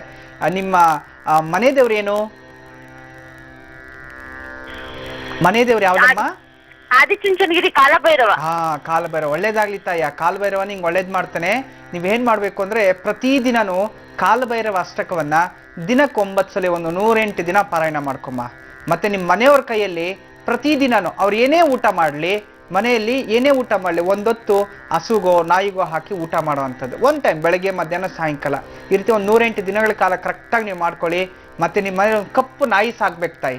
ಕಪ್ಪು ನಾಯಿ ನಿಮ್ಮ ಮನೇಲಿ ಒಂದು ಸಾಕಿ. ಖಂಡಿತವಾಗ್ಲೂ ನಿಮ್ಮ ಮನೆಯಲ್ಲಿ ಯಾವುದೇ ತರ ದೃಷ್ಟಿ ದೋಷಗಳು ನಿಮ್ಗೆ ಆಗೋದಿಲ್ಲ. ಬೇಗ ಅಭಿವೃದ್ಧಿ ಆಗ್ತೀರಾ. ತುಂಬಾ ಚೆನ್ನಾಗಿ ಒಳ್ಳೆ ಸ್ಥಾನಕ್ಕೆ ಹೋಗ್ಬಿಡ್ತೀರಿ. ಪ್ರತಿ ತಿಂಗಳು ಪ್ರದೋಷದ ದಿವಸ ಶಿವನ ದೇವಸ್ಥಾನದಲ್ಲಿ ಒಂದು ರುದ್ರಾಭಿಷೇಕ ನಿಮ್ ಜೀವನ ಪರ್ಯಂತ ಮಾಡಿಸ್ತಾ ಇರಿ. ಏನು ಒಂದು 50 ರೂಪಾಯಿ ಆಗ್ಬೋದು ಅಷ್ಟೇ. ಅದನ್ನ ಮಾಡಿಸ್ತಾ ಇರಿ. ಖಂಡಿತವಾಗ್ಲೂ ನಿಮ್ ಜೀವನದಲ್ಲಿ ಒಳ್ಳೆ ದಿನಗಳು ಅತಿ ಶೀಘ್ರವಾಗಿ ಕಾಣಿಸುತ್ತೆ ತಾಯಿ. ಒಳ್ಳೇದಾಗ್ಲಿ. ನಮಸ್ತೆ. ವೀಕ್ಷಕರೇ, ಈಗ ಒಂದು ಪತ್ರವನ್ನ ನೋಡೋಣ. ಗಂಗಾವತಿಯಿಂದ ಕವಿತಾ ಅವರು ಪತ್ರವನ್ನ ಬರೆದಿದ್ದಾರೆ. ಅವರ ಸಮಸ್ಯೆ ಏನು ತಿಳ್ಕೊಳ್ಳೋಣ. ಗುರುಜಿ, ಕವಿತಾ ಅವರು ಹೇಳ್ತಾ ಇದ್ದಾರೆ, ಮದುವೆ ಆಗಿ 16 ವರ್ಷ ಆಗಿದೆ ಗುರುಜಿ, ಇನ್ನು ನನಗೆ ಸಂತಾನ ಭಾಗ್ಯ ಇಲ್ಲ ಅಂತ ಹೇಳ್ತಿದ್ದಾರೆ. 19/3/98ನೇ ಇಸವಿಯಲ್ಲಿ ಮದುವೆ ಆಗಿದೆ. ಮಗು ಆಗದೆ ಇದ್ರೆ ಇನ್ನೊಂದು ಮದುವೆ ಮಾಡ್ಕೊಳ್ತೀನಿ ಅಂತ ಮನೆಯವರು ಪೀಡಿಸ್ತಾ ಇದ್ದಾರೆ. ನನಗೆ ಮಕ್ಕಳ ಭಾಗ್ಯ ಯಾವಾಗ ಇದೆ ದಯವಿಟ್ಟು ತಿಳಿಸಿ ಅಂತ ಕೇಳ್ತಿದ್ದಾರೆ. ಮಕ್ಕಳ ಭಾಗ್ಯ, ಸಂತಾನ ಬಗ್ಗೆ ನೋಡೋಣ. ತಮಿಳುಶಾಸ್ತ್ರದಲ್ಲಿ ಶ್ರೀಮಾತೆ ಮಹಾಮಾಯೆ ನೋಡಿ, ಚತುಸ್ಥಾನೇಶು ಬುಧಾಹ ಕುಲದೈವ ಶಾಪಃ. ಅರ್ಥ ಆಯ್ತಲ್ಲ? ಚತುಸ್ಥಾನೇಶು ಬುಧಾಹ ಕುಲದೈವ ಶಾಪ. ಚತುಸ್ಥಾನದಲ್ಲಿ ಬುಧಗ್ರಹ ಬಿದ್ದರೆ ಕುಲದೈವ ಶಾಪ ಉಂಟು ಅಂತ ಹೇಳಿ ಪರಿಗಣಿಸ್ಬೇಕು ನಾವು. ನಿಮ್ಮ ಮನೆಯ ದೇವರ ಶಾಪ. ನೀವೇನು ಮದುವೆ ಆಗಿದ ತಕ್ಷಣ ಮೊದಲು ನಾವೇನ್ ಮಾಡ್ತೀವಿ, ಗ್ರಾಮ ದೇವತೆ, ಕುಲದೇವತೆಗೆ ಒಂದು ಪೂಜೆ ಮಾಡಿ, ಅಥವಾ ಊರಿಗೆ ಹೋಗಕ್ಕೆ ಮುಂಚೆ ಪೂಜೆ ಮಾಡಿ, ನಂತರ ಪ್ರಸ್ತ ಮತ್ತೊಂದು ವ್ಯವಸ್ಥೆ ಮಾಡಿರ್ತಾರೆ. ಆದರೆ ನಿಮ್ಮ ಮೂರ್ಖತನ, ದಡ್ಡತನದಿಂದ ಅದನ್ನು ಮರೆತು ಹೋದ್ರಿ. 1 ವರ್ಷ ನೀವು ದೇವಸ್ಥಾನಕ್ಕೆ ಹೋಗಿಲ್ಲ. ನಂತರ ಈಗ ಮಾಡಿ ಪ್ರಯೋಜನ ಏನು? ಪಶ್ಚಾತ್ತಾಪ ಪಟ್ಟು ಪ್ರಯೋಜನ ಇಲ್ಲ ತಾಯಿ. ಈಗ ನೀವೇನು ಮಾಡಬೇಕು, ನಿಮ್ಮ ಕುಲದೈವ ದೇವಸ್ಥಾನಕ್ಕೆ ಹೋಗಬೇಕು. ಆ ಒಂದು ಪ್ರಾಯಶ್ಚಿತ್ತಕ್ಕೋಸ್ಕರ ನೀವಿಬ್ರು ಗಂಡ ಹೆಂಡತಿ, ಒಬ್ರು ಬೆಲ್ಲ ಒಬ್ರು ಅಕ್ಕಿ, ಇವೆರಡು ಬೆರೆತ್ರೇನೆ ಆ ಒಂದು ಪ್ರಸಾದ ಆಗುವಂಥದ್ದು. ಆ ರೀತಿ ನಿಮ್ಮ ವೆಯ್ಟ್ ಏನಿದೆ ಅಷ್ಟು ಬೆಲ್ಲದ ತುಲಾಭಾರ, ನಿಮ್ಮ ಮನೆಯವರ ಒಂದು ವೆಯ್ಟ್ ಅಂತಂದ್ರೆ ಅವರ ಭಾರ ಎಷ್ಟಿರುತ್ತೆ ಅಷ್ಟು ಅಕ್ಕಿಯ ತುಲಾಭಾರವನ್ನು ಮಾಡಿಸ್ಬಿಡಿ. ಆ ಒಂದು ತುಲಾಭಾರ ಮಾಡಿಸಿ ಮನೆಗೆ ಬಂದು ನೀವು 108 ದಿನಗಳ ಕಾಲ ಸತತವಾಗ್ಲಿ ಪ್ರತಿ ದಿನವೂ ಸಹ ಒಂದು ತಮ್ಮಿಗೆ ತುಂಬ ನೀರು ತಗೋಬೇಕು. ಅದ್ರಲ್ಲಿ ಸ್ವಲ್ಪ ಒಂದು ಚಿಟಿಕೆಯಷ್ಟು ಅರಿಶಿನ, ಒಂದು ಚಿಟಿಕೆ ಒಂದು ಟೀ ಸ್ಪೂನ್ ಅಷ್ಟು ಹಾಲು, ಒಂದು ಸ್ವಲ್ಪ ಜೇನುತುಪ್ಪ, ಸ್ವಲ್ಪ ಸಕ್ಕರೆ ಅಥವಾ ಬೆಲ್ಲ ಹಾಕಿ ಆ ನೀರನ್ನು ತಗೊಂಡು ಹೋಗ್ಬಿಟ್ಟು ಹರಳಿ ಮರ ಮತ್ತು ಬೇವಿನ ಮರಕ್ಕೆ ಹಾಕಬೇಕು. ಹಾಕಿ 5 ಪ್ರದಕ್ಷಿಣೆಗಳನ್ನು ಮಾಡಬೇಕು. ಮತ್ತೆ ನೇರವಾಗಿ ಮನೆಗೆ ಬರಬೇಕು. ಯಾರ ಜೊತೆ ಮಾತಾಡಬಾರ್ದು. ಬೆಳಗ್ಗೆ 5ರಿಂದ 6 ಗಂಟೆ 108 ದಿನಗಳು ಮಾಡಿಬಿಡಿ. ಮಧ್ಯದಲ್ಲಿ ಋತುಸ್ರಾವ ಸಮಯದಲ್ಲಿ 5 ದಿನ ಯಾವುದೇ ಕಾರಣಕ್ಕೆ ಮಾಡಬಾರ್ದು. ಇದು 3 ತಿಂಗಳು ವ್ರತ ಹಿಡಿಯುತ್ತೆ. ಇದು ಕಂಪ್ಲೀಟ್ ಆಗಿ ವಿತಿನ್ 3 ಮಂತ್ಸ್ ಅಲ್ಲಿ ನೀವು ಗರ್ಭವತಿ ಆಗಿರ್ತೀರಾ. ಖಂಡಿತವಾಗ್ಲೂ ಶಿವಪತ್ರ ನೀವು ಬರ್ದೇ ಬರೀತೀರಾ. ಶೀಘ್ರಮೇವ ಪುತ್ರ ಪ್ರಾಪ್ತಿರಸ್ತೋ. ನನ್ನ ಆಶೀರ್ವಾದನೇ ಇರುತ್ತೆ ತಾಯಿ. ಒಳ್ಳೇದಾಗ್ಲಿ. ನಮಸ್ತೆ. ವೀಕ್ಷಕರೇ, ಮುಂದಿನ ಪತ್ರ ಮಂಜುಳಾ ಅವರು ಬರ್ತಿದ್ದಾರೆ. ಅವರ ಸಮಸ್ಯೆ ಏನು ನೋಡೋಣ. ಗುರುಜಿ, ಕುಣಿಗಲ್ನಿಂದ ಮಂಜುಳಾ ಅವರು ಪತ್ರವನ್ನು ಬರೆದಿದ್ದಾರೆ. 2 ಮಕ್ಕಳಿದ್ದಾರೆ. ಆದರೆ ಆರ್ಥಿಕ ಸ್ಥಿತಿಯಲ್ಲಿ ತುಂಬಾನೇ ನಾವು ಬಡತನದಲ್ಲಿ ಈಗ ನಾವು ಬೆಂದು ಹೋಗ್ತಾ ಇದ್ದೀವಿ. ಒಂದು ಆಟೋನ ಚಲನೆ ಮಾಡ್ತಾರೆ ನಮ್ಮ ಯಜಮಾನರು ಅಂತ ಹೇಳ್ತಾರೆ. ಇನ್ನೊಂದು ಸಣ್ಣ ವ್ಯಾಪಾರವನ್ನ ಕೂಡ ನಾವು ಸೈಡ್ ಬಿಸ್ನೆಸ್ ಆಗಿ ಮಾಡ್ತಿದ್ವಿ.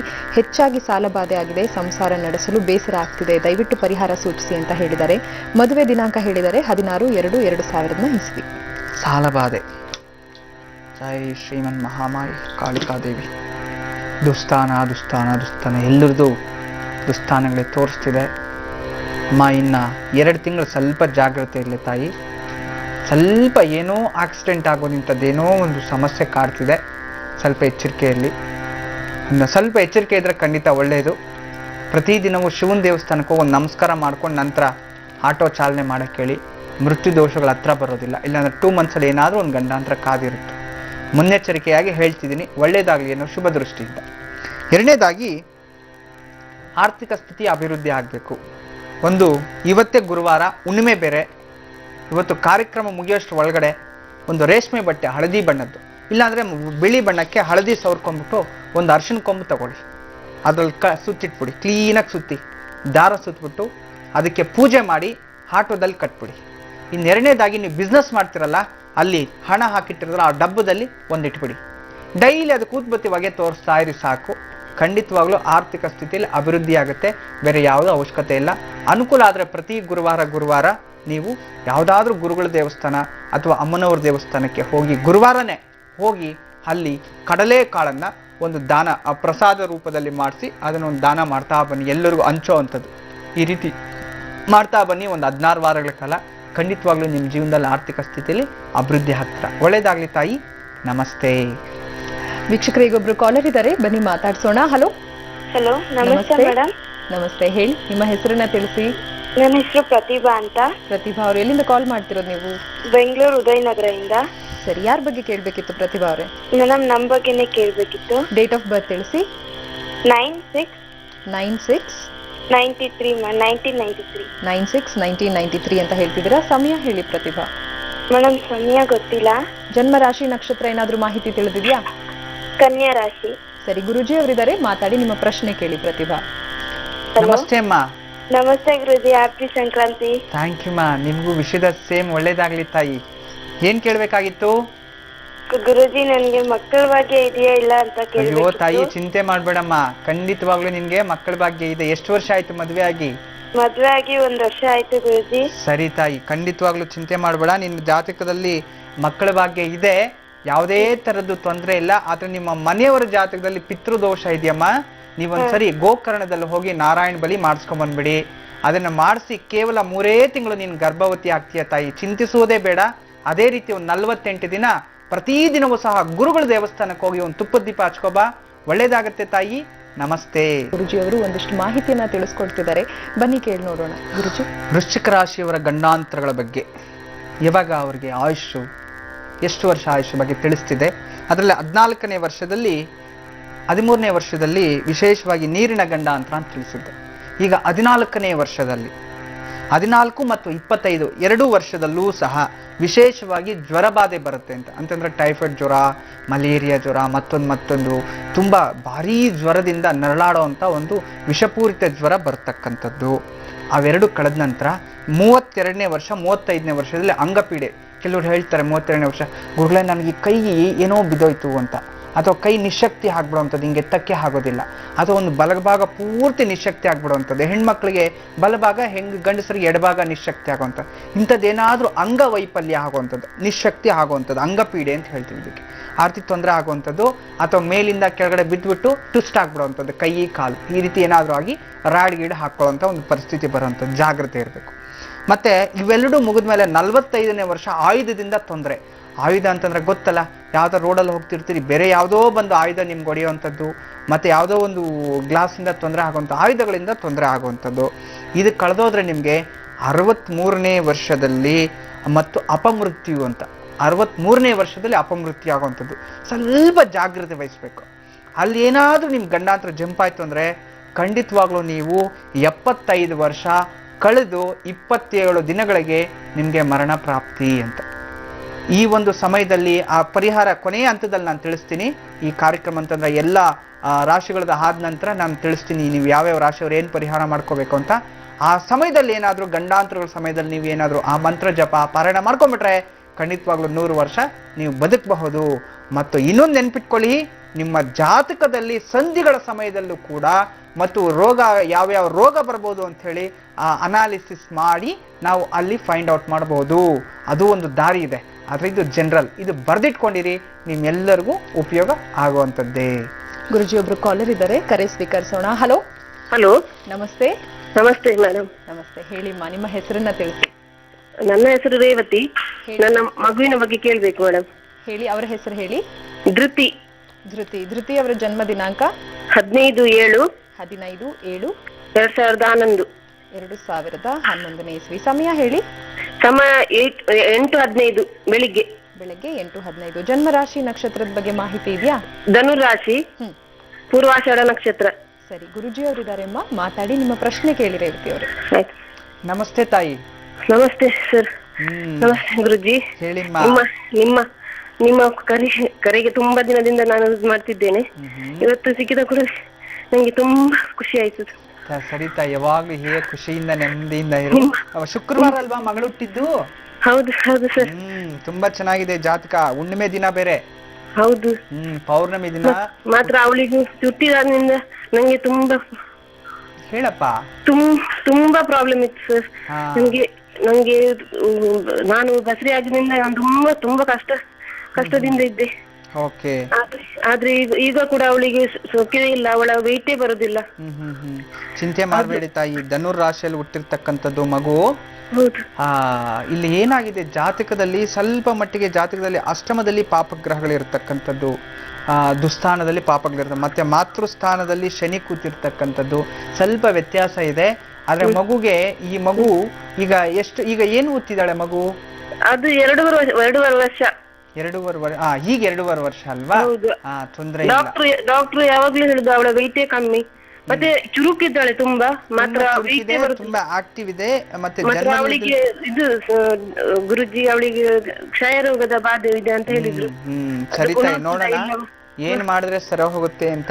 ಖಂಡಿತವಾಗ್ಲು ನೋಡಿ, ಸಪ್ತಮ ಸ್ಥಾನ ಅಥವಾ 4-3-7 ಸಪ್ತಮ ಸ್ಥಾನ ತೋರಿಸ್ತಿದೆ, ಮತ್ತು ಚತುಸ್ಥಾನಾಧಿಪತಿ 3ನೇ ಮೇಲೆ ಕೂತಿರ್ತಕ್ಕಂಥದ್ದು, ಮತ್ತೆ ಆರೋಗ್ಯ ಸ್ಥಾನಾಧಿಪತಿ ಲಗ್ನದಲ್ಲೇ ಕೂತಿರ್ತಕ್ಕಂಥದ್ದು. ಇಲ್ಲಿ ಏನಾಗಿದೆ, ವಿಶೇಷವಾಗಿ ಮಗುಗೆ ಅನಾರೋಗ್ಯ ತೋರಿಸ್ತಿದೆ, ಆದ್ರೆ ಖಂಡಿತ ನಿವಾರಣೆ ಮಾಡ್ಬೋದಮ್ಮ. ನೀವು ಕೊಲ್ಲೂರು ಮೂಕಾಂಬಿಕೆ ಗೊತ್ತಲ್ವಾ? ಅಲ್ಲಿ ಕರ್ಕೊಂಡೋಗಿ, ಅಲ್ಲಿ ಕೊಲ್ಲೂರು ಮೂಕಾಂಬಿಕೆ ಅಮ್ಮನವರ ದೇವಸ್ಥಾನದಲ್ಲಿ ಈ ಮಗು ಎಷ್ಟು ವೆಯ್ಟ್ ಇರುತ್ತೋ ಅಷ್ಟು ಈ ₹1 ನಾಣ್ಯಗಳು ಇರುತ್ತಲ್ಲ ಎಲ್ಲ ಸೇರಿಸಿ ಒಂದು ಕಾಸಿನ ಯಾವ್ದಾದ್ರು ನಾಣ್ಯಗಳು ಟೋಟಲಿ ಹಣದಲ್ಲಿ ಅಂತಂದ್ರೆ ನಾಣ್ಯಗಳಲ್ಲಿ ನೀವು ತುಲಾಭಾರ ಮಾಡಿಸ್ಬಿಡಿ. ಅದಾದ ನಂತರ ಒಂದು ಬೆಲ್ಲದ ತುಲಾಭಾರ, ಇವೆರಡನ್ನ ಮಾಡಿಸಿ ಪ್ರತಿ ದಿನವೂ ಸಹ ಒಂದೇ ಒಂದು ಹನಿ ವೀಳ್ಯದೆಲೆ ರಸ, ನಂತರ ತುಳಸಿ ರಸ, ಒಂದು ಜೇನುತುಪ್ಪ ಬೆಳಗ್ಗೆನೆ ಹಾಲಲ್ಲೇ ಸೇರಿಸಿ ಬಾಯಿಗೆ ಬಿಡಬೇಕು ಪ್ರತಿದಿನನು. ವೀಳ್ಯದೆಲೆ, ಕಪ್ಪು ವೀಳ್ಯದೆಲೆ ಬರುತ್ತಲ್ವಾ, ಆ ಕಪ್ಪು ವೀಳ್ಯದೆಲೆ ರಸ 1 ಹನಿ, ಜೇನುತುಪ್ಪ 1 ಹನಿ, ಮತ್ತೆ ತುಳಸಿ ರಸ 1 ಹನಿ, ಈ 3 ಮಿಶ್ರಣ ಮಾಡಿ ಆ ಮಗುಗೆ ಹಾಗೆ ನಾಲಿಗೆಗಾದ್ರೂ ಸೌರಿ ಅಥವಾ ಹಾಲ್ನಲ್ಲಿ ಸೇರಿಸಾದ್ರೂ ಕೊಡಿ. ಬೆಳಗ್ಗೆ ಒಂದು 3 ತಿಂಗಳ ಕಾಲ ಕಂಟಿನ್ಯೂಸ್ ಆಗಿ ಕೊಡಿ. ಆ ಕ್ಷಯರೋಗ ಕುಗ್ಗುತ್ತೆ, ಆ ಮಗುಗೆ ಯಾವುದೇ ತರದ್ದು ಶ್ವಾಸಕೋಶಗಳು ತೊಂದರೆನೂ ಆಗೋದಿಲ್ಲ, ದೇಹದಲ್ಲಿ ಚೈತನ್ಯ ಶಕ್ತಿ ಬರುತ್ತೆ, ನರನಾಡಿಗಳು ಸ್ಟ್ರಾಂಗ್ ಆಗುತ್ತೆ, ಆಗ ಮಗು ಆಟೋಮೆಟಿಕಲಿ ಡೆವಲಪ್ಮೆಂಟ್ ಆಗುತ್ತೆ ತಾಯಿ. ಮತ್ತೆ ಇನ್ಯಾವುದೂ ಅವಶ್ಯಕತೆ ಇಲ್ಲ. ನೀವು ಕೊಲ್ಲೂರು ಮೂಕಾಂಬಿಕೆ ಇವೆರಡು ಮಾಡಿ, ಮತ್ತೆ ಶುಭವಾರ್ತೆಯಲ್ಲಿ ಫೋಟೋದೊಂದಿಗೆ ನಿಮ್ಮ ಮಗಳನ್ನ ಪತ್ರದ ಮುಖಾಂತರ ಫೋಟೋದೊಂದಿಗೆ ಕಳಿಸ್ಕೊಡಿ. ಒಳ್ಳೇದಾಗ್ಲಿ. ನಮಸ್ತೆ. ವೀಕ್ಷಕರು, ಇನ್ನೊಬ್ರು ಕಾಲರ್ ಇದ್ದಾರೆ, ಮಾತಾಡ್ಸೋಣ. ಹಲೋ ಹಲೋ, ನಮಸ್ತೆ. ನಮಸ್ತೆ ನಮಸ್ತೆ ಮೇಡಮ್. ನಮಸ್ತೆ ಸರ್, ಹೇಳಿ ನಿಮ್ಮ ಹೆಸರನ್ನ ತಿಳಿಸಿಪ್ಪ. ನಮ್ಮ ಹೆಸರು ವೀರೇಂದ್ರ ಅಂತ. ಎಲ್ಲಿಂದ ಕಾಲ್ ಮಾಡ್ತಿರೋದು? ನಾವು ಬೆಂಗಳೂರಲ್ಲಿ ಜಾಳಿ ಕ್ರಾಸ್ ಇಂದ. ಸರಿ, ಯಾರ ಬಗ್ಗೆ ಕೇಳಬೇಕಿತ್ತು ಮೇಡಮ್? ಯಾರ ಬಗ್ಗೆ ಕೇಳಬೇಕಿತ್ತು? ಈ ಮೇಡಮ್ ನಮ್ಮ ಮನೆ ಬಗ್ಗೆ ಕೇಳಬೇಕಾಯ್ತು. ಸರಿ, ಯಾರ ಒಂದು ಮಾಹಿತಿ ಕೊಡ್ತೀರಾ? ಮದುವೆ ಆಗಿದೆಯಾ? ಮದುವೆ ದಿನಾಂಕ ಹೇಳ್ತೀರಾ? ಡೇಟ್ ಆಫ್ ಬರ್ತ್ ಹೇಳ್ತೀರಾ? ನಾವು ಮದುವೆ ಆಗಿಲ್ಲ. ನಂದು ಡೇಟ್ ಆಫ್ ಬರ್ತ್ ಬಂದು 26/11/1984. 26/11/84 ಇಸವಿ. ಸಮಯ ಹೇಳಿ ಮೇಡಮ್. ಸಮಯ, ಕನ್ಯಾ ಹುಟ್ಟಿದ ಸಮಯ? ಹುಟ್ಟಿದ ಸಮಯ 2:20 ಮೇಡಮ್, ಮಧ್ಯಾಹ್ನ 2:20. ಜನ್ಮ ರಾಶಿ ನಕ್ಷತ್ರ ಏನಾದ್ರೂ ತಿಳಿದಿದ್ಯಾ? ಜನ್ಮ ರಾಶಿ ನಕ್ಷತ್ರ ಅದು ಗೊತ್ತಿಲ್ಲ ಮೇಡಮ್. ಪರವಾಗಿಲ್ಲ, ಗುರುಜಿ ಅವರಿದ್ದಾರೆ, ಮಾತಾಡಿ, ನಿಮ್ಮ ಪ್ರಶ್ನೆ ಕೇಳಿ ಸರ್. Okay okay. ನಮಸ್ತೆ. ನಮಸ್ತೆ ಗುರುಜಿ, ನಮ್ಮ ಹೆಸರು ವೀರೇಂದ್ರ ಅಂತ ಹೇಳಿ. ಎಷ್ಟನೇ ತಾರೀಕು ನೀವು ಹುಟ್ಟಿರೋದು? 26 ನವೆಂಬರ್ 1984. ಹೌದು ಮೇಡಮ್, ಹೌದು ಹೌದು ಗುರುಜಿ. 1984. ಚೆನ್ನಾಗಿದೆ. ಸೋಮವಾರ ಅಲ್ವಾ ಹುಟ್ಟಿರೋದು? ಹೌದು ಹೌದು ಹೌದು ಗುರುಜಿ. ತುಂಬಾ ಚೆನ್ನಾಗಿದೆ ಜಾತಕದಲ್ಲಿ ಯಾವುದೇ ತರ ದೋಷ ಇಲ್ಲ. ಪೂರ್ವಾಷಾಢ ನಕ್ಷತ್ರದಲ್ಲಿ ಹುಟ್ಟಿರ್ತಕ್ಕಂಥದ್ದು ತುಂಬಾ ವಿಶೇಷ. ಪೂರ್ವಾಷಾಢ ನಕ್ಷತ್ರ ಧನುರ್ ರಾಶಿಯಲ್ಲಿ ಹುಟ್ಟಿದ್ರ, ಬರ್ದಿಟ್ಕೊಳ್ಳಿ ನಕ್ಷತ್ರ. ಪೂರ್ವಾಷಾಢ ನಕ್ಷತ್ರ ಧನುರ್ ರಾಶಿಯಲ್ಲಿ ನೀವು ಹುಟ್ಟಿರ್ತಕ್ಕಂಥದ್ದು. ತುಂಬಾ ರಾಜಯೋಗದಲ್ಲಿ ಹುಟ್ಟುಬಿಟ್ಟಿದ್ರ. ಆದ್ರೆ ನಿಮ್ಮ ತಂದೆಯವರಿಗೆ ಸರ್ಪ ಹತ್ಯೆ ಮಾಡಿದ್ದಾರೆ, ನಿಮ್ಮ ತಂದೆಯವರು. ಹೌದು ಗುರುಜಿ, ತುಂಬಾನೇ ಪ್ರಾಬ್ಲಮ್ ಅಲ್ಲಿ ಇದೀವಿ. ನಮ್ಮ ಅಕ್ಕ ಅವರು ಇದ್ದಾರೆ. ನಮ್ಮ ಅಕ್ಕವ್ರಿಗೆ ಎಲ್ಲಿ ಹುಡುಕಿರೋ ಗಂಟು. ನಿಮ್ಮ ಅಕ್ಕವರೇ ಅಂತಲ್ಲಪ್ಪ, ನಿಮ್ ಕುಟುಂಬದಲ್ಲಿ ಯಾರೂ ನೆಮ್ಮದಿಯಾಗಿಲ್ಲಪ್ಪ. ಹೌದು ಗುರುಜಿ, ನೀನು ನೆಮ್ಮದಿಯಾಗಿಲ್ಲ, ನಿಮ್ಮ ಅಕ್ಕನೂ ನೆಮ್ಮದಿಯಾಗಿಲ್ಲ, ನಿಮ್ಮ ಅಪ್ಪನೂ ನೆಮ್ಮದಿಯಾಗಿಲ್ಲ, ನಿಮ್ ತಾಯಿನೂ ನೆಮ್ಮದಿಯಾಗಿಲ್ಲ. ಯಾರು ನೆಮ್ಮದಿಯಾಗಿದ್ರು ನಿಮ್ಮ ಮನೆಯಲ್ಲಿ? ಯಾರು ಯಾರು ನೆಮ್ಮದಿಯಾಗಿಲ್ಲ. ಇದೆಲ್ಲವೂ ಸರ್ಪಶಾಪ. ಸರ್ಪಶಾಪ ಆಗಿರುವಂತದ್ದು. ನೀವೇನ್ ಮಾಡ್ಬೇಕು, ನಿಮ್ಮ ಅಮ್ಮ ಇದಾರಲ್ಲ, ತಾಯಿ ಕೈಯಲ್ಲಿ ಒಂದು 64 ದಿನ ಡೈಲಿ ಸತತವಾಗಿ ಅರಳಿ ಮರದ ಹತ್ರ ಎಲ್ಲಾದ್ರೂ ನಾಗರಕಲ್ಲಿ ಇಟ್ಟಿರ್ತಾರೆ ಸರ್ಪ. ಅಲ್ಲಿ ಹೋಗಿ ಹಾಲನ್ನ ಹಾಕಿ ಎಳನೀರನ್ನ ಹಾಕಿ ಪೂಜೆ ಮಾಡ್ಕೊಂಡು ಡೈಲಿ ಅಭಿಷೇಕ ಮಾಡ್ಕೊಂಡು ಒಂದು 64 ದಿನ ಬರ್ಬೇಕು. ಈ 64 ದಿನನೂ ಸಹ ಯಾವುದೇ ಅಂಟು ಮುಟ್ಟು ಸೇರ್ಬಾರ್ದು, ಯಾರಾದ್ರೂ ತೀರ್ಕೊಂಡಿದ್ರೆ ಹೋಗ್ಬಾರ್ದು. ಆ ರೀತಿ ನಿಮ್ ತಾಯಿ ಕೈಲಿ ಒಂದ್ಸಲಿ ಮಾಡಿಸ್ಬಿಡಿ. ತಾಯಿ ಕೈಲಿ ಮಾಡಿಸಿ ಆ 64 ದಿನ ಆದ್ಮೇಲೆ ಕೊನೆ ದಿನ ಒಂದು ಅರಿಶಿನ ದಾರ ಅಲ್ಲಿಟ್ಟು ಪೂಜೆ ಮಾಡಿ ಅದ್ ತಂದು ನಿನ್ನ ಅಕ್ಕನ ಕೈಗೆ ಕಟ್ಟಿಸ್ಬಿಡಿ. ಅದಾಗಿದ್ 3 ತಿಂಗಳಿಗೆ ಮದುವೆ ನಿಶ್ಚಯ ಆಗತ್ತೆ. ಆ ಮದುವೆಗೂ ಸಹ ಹಣ ಆಸ್ತಿ ಎಲ್ಲವೂ ಸಹ ಸೌಕರ್ಯವಾಗತ್ತೆ. ಯಾವುದು ಚಿಂತೆ ಮಾಡೋದು ಬೇಡಪ್ಪ. ನಿನ್ ಜೀವನದಲ್ಲೂ ಸಾಕಷ್ಟು ನೊಂತಾ ಇದೆಯಾ, ಆಲ್ರೆಡಿ ತುಂಬಾ ಸಮಸ್ಯೆಗಳಿದೆ. ಇದು ಆ ಸರ್ಪದೋಷದಿಂದನೇ ಕಾರಣ. ಆದ್ರೆ ನಿನ್ನ ಜಾತಕದಲ್ಲಿ ರಾಜಯೋಗ ಇದೆ, ಅದು ಇನ್ನೂ ನಿನ್ ಮೇಲೆ ಬಂದೇ ಇಲ್ಲ, ಬಿಕಾಸ್ ಆಫ್ ಸರ್ಪಶಾಪ. ನಿಜವಾಗ್ಲೂ ಅದು ನಿವಾರಣೆ ಆಗುತ್ತೆ. ನಾನು ಹೇಳಿದ್ದೀನಿ, ನೀವು ಫಾಲೋ ಮಾಡಿ. ಗುಡ್ ನ್ಯೂಸ್ ಅಲ್ಲಿ ಒಂದು ಪತ್ರ ಬರೀರಿ. ಒಳ್ಳೇದಾಗ್ಲಿ. ನಮಸ್ತೆ. ಈಗ ದ್ವಾದಶ ರಾಶಿಯ ಫಲಾಫಲದ ಬಗ್ಗೆ ಒಂದಿಷ್ಟು ಮಾಹಿತಿ ಹಾಗೂ ಈ ದಿನಕ್ಕೆ ಸಂಬಂಧಪಟ್ಟಂತ ವಿಶೇಷ ಟಿಪ್ಸ್ ನ ಕೇಳಿ ತಿಳಿಯುವ ಸಮಯ ಆಗಿದೆ. ಗುರುಜಿ, ಈ ದಿನದ ದ್ವಾದಶ ರಾಶಿಯ ಫಲಾಫಲಗಳಲ್ಲಿ ಮೊದಲಿಗೆ ಮೇಷರಾಶಿ.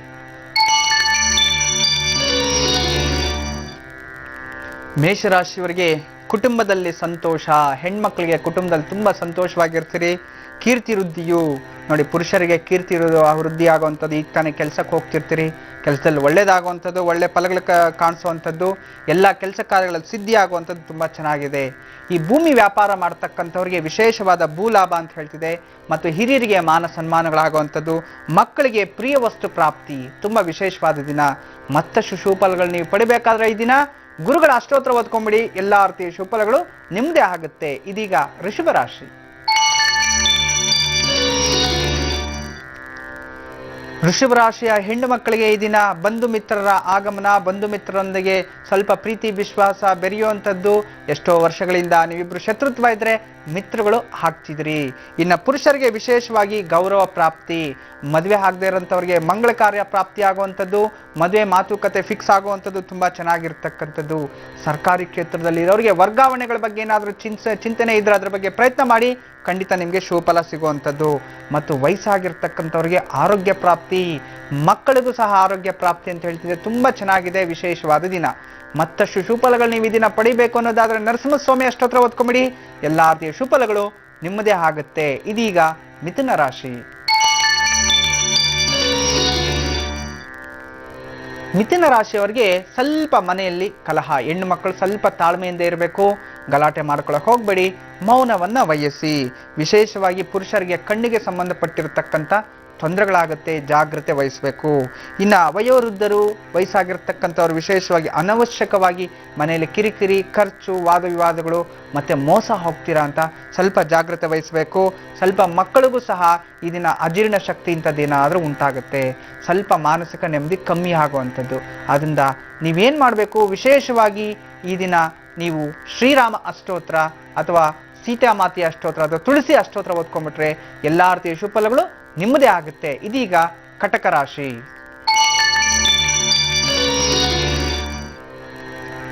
ಕಟಕ ರಾಶಿಯ ಹೆಣ್ಣು ಮಕ್ಕಳಿಗೆ ಈ ದಿನ ಸ್ವಲ್ಪ ಸ್ನೇಹಿತರು ಶತ್ರುಗಳಾಗ್ತಿದ್ದಾರೆ.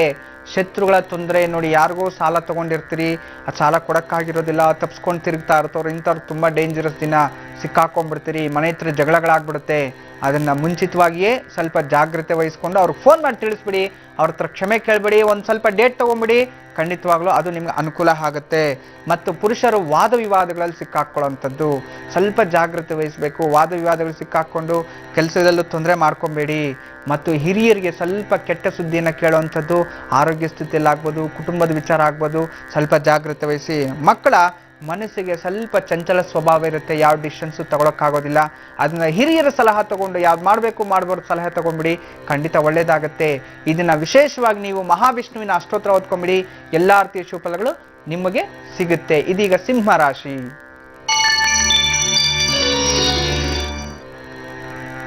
ಸಿಂಹರಾಶಿಯವರಿಗೆ ಸ್ವಲ್ಪ ಮನೆಯಲ್ಲಿ ಜಗಳ ಆಗುವಂಥದ್ದು, ತಾಯಿ ಮಗಳು ಅಥವಾ ತಂದೆ ಮಗಳು ಇಂದ ಈ ರೀತಿ ಬಂಧು ಮಿತ್ರರನ್ನೇ ಸ್ವಲ್ಪ ಒಡನಾಟ ಇರುತ್ತೆ, ಸ್ವಲ್ಪ ಜಾಗ್ರತೆ ವಹಿಸಿ, ಮೌನ ವಹಿಸ್ಬಿಡಿ. ಮತ್ತು ಬಂಧು ಮಿತ್ರರೊಂದಿಗೆ ಸ್ವಲ್ಪ ವಾದ ವಿವಾದಗಳು ಸಿಕ್ಕಾಕೊಳ್ಳುವಂಥದ್ದು, ಅದರಲ್ಲೂ ಸ್ವಲ್ಪ ಜಾಗ್ರತೆ ವಹಿಸಬೇಕು. ಪುರುಷರು ಅಷ್ಟೇ, ಎಲ್ಲ ಕೆಲಸ ಕಾರ್ಯಗಳಲ್ಲಿ ಸ್ವಲ್ಪ ಹಿನ್ನಡೆ ಇರತಕ್ಕಂಥದ್ದು, ಸ್ವಲ್ಪ ಜಾಗ್ರತೆ ವಹಿಸಬೇಕು. ಇನ್ನು ವಯಸ್ಸಾಗಿರ್ತಕ್ಕಂಥವ್ರಿಗೆ BP, ಶುಗರ್ ಈ ರೀತಿ ಇರ್ತಕ್ಕಂಥವ್ರು ಜಾಗ್ರತೆ ವಹಿಸಿ, ಆರೋಗ್ಯದಲ್ಲಿ ಏರುಪೇರು ಆಗುವಂಥದ್ದು. ಇನ್ನು ಮಕ್ಕಳು ಸ್ವಲ್ಪ ಎಚ್ಚರಿಕೆ ದಿನ, ವಾಹನಗಳು ಮತ್ತೊಂದರಲ್ಲಿ ಸ್ವಲ್ಪ ಜಾಗ್ರತೆ ವಹಿಸಿ, ಖಂಡಿತ ಒಳ್ಳೆಯದು. ಇದನ್ನ ಮತ್ತಷ್ಟು ಶುಭಫಲಗಳು ನೀವು ಪಡಿಬೇಕಾದ್ರೆ ವಿಶೇಷವಾಗಿ ಶಿವನ ಅಷ್ಟೋತ್ರ ಓದ್ಕೊಂಬಿಡಿ, ಎಲ್ಲ ರೀತಿಯ ಶುಭಫಲಗಳು ನಿಮ್ಮದೇ ಆಗುತ್ತೆ. ಇದೀಗ ಕನ್ಯಾ ರಾಶಿ.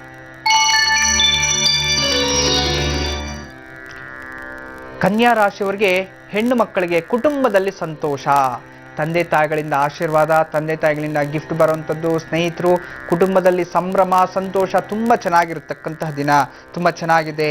ಮತ್ತು ಪುರುಷರಿಗೆ ಯತ್ನ ಕಾರ್ಯದಲ್ಲಿ ಸಿದ್ಧಿ ಆಗುವಂಥದ್ದು, ಎಲ್ಲ ಕೆಲಸ ಕಾರ್ಯಗಳು ಈ ದಿನ ಸಿದ್ಧಿ, ನೀವೇನೇ ಮಾಡಲಿ ಸಕ್ಸಸ್ ದಿನ ನಿಮಗೆ ಕಾದಿದೆ. ಮತ್ತು ಮಕ್ಕಳಿಗೋಸ್ಕರ ವಸ್ತ್ರ ಆಭರಣಗಳ ಖರೀದಿ ಅಂತ ಹೇಳ್ತಿದೆ, ತುಂಬ ಚೆನ್ನಾಗಿರುವಂಥ ದಿನ. ಇನ್ನು ವಯಸ್ಸಾಗಿರ್ತಕ್ಕಂಥವ್ರು ಭೂಮಿಯಿಂದ ಲಾಭ, ಕೋರ್ಟು ಕಚೇರಿಯಿಂದ ಜಯ ಸಿಗ್ತಿದೆ, ತುಂಬ ಚೆನ್ನಾಗಿರ್ತಕ್ಕಂಥದ್ದು. ಮತ್ತಷ್ಟು ವಿಶೇಷ ಫಲಗಳು ನೀವು ಪಡಿಬೇಕು ಅನ್ನೋದಾದರೆ ಈ ದಿನ ವಿಶೇಷವಾಗಿ ಗುರುಗಳ ಅಷ್ಟೋತ್ರಗಳನ್ನು ಅಥವಾ ಹನುಮಂತನ ಅಷ್ಟೋತ್ರ ಓದ್ಕೊಳ್ಳಿ, ಎಲ್ಲ ರೀತಿಯ ಶುಭಫಲ ನಿಮ್ಮದೇ ಆಗುತ್ತೆ. ಇದೀಗ ತುಲಾ ರಾಶಿ. ತುಲಾ ರಾಶಿಯವರಿಗೆ ಈ ದಿನ ಸ್ವಲ್ಪ ದೇಹಾಲಸ್ಯ, ಸ್ವಲ್ಪ ಕೋಲ್ಡ್ ಇನ್ಫೆಕ್ಷನ್ಸು, ದೇಹಾಲಸ್ಯ ಆಗುವಂಥದ್ದು, ಸ್ವಲ್ಪ ನಿರುತ್ಸಾಹ, ಎಲ್ಲೋ ಹೋಗ್ಬೇಕು ಅಂತ ಪ್ರಯತ್ನ ಮಾಡಿರ್ತೀರಿ, ಬನ್ನಿ, ಹೋಗಿದ್ದ ಕೆಲಸ ಸಕ್ಸಸ್ ಆಗುತ್ತೆ. ಎಲ್ಲ ಕೆಲಸ ಕಾರ್ಯಗಳಲ್ಲೂ ಸ್ವಲ್ಪ ನಿಧಾನಗತಿಯಲ್ಲಿ ಅನುಕೂಲ ಆಗುವಂಥದ್ದು. ಇನ್ನು ಹೆಣ್ಣು ಮಕ್ಕಳಿಗಂತೂ ಈ ಸ್ವಲ್ಪ ಸೊಂಟ ಅಜೀರ್ಣ ಶಕ್ತಿ ನೋವಾಗುವಂಥದ್ದು, ಸೊಂಟ ನೋವು, ಹೊಟ್ಟೆ ನೋವು ಆಗುವಂಥದ್ದು.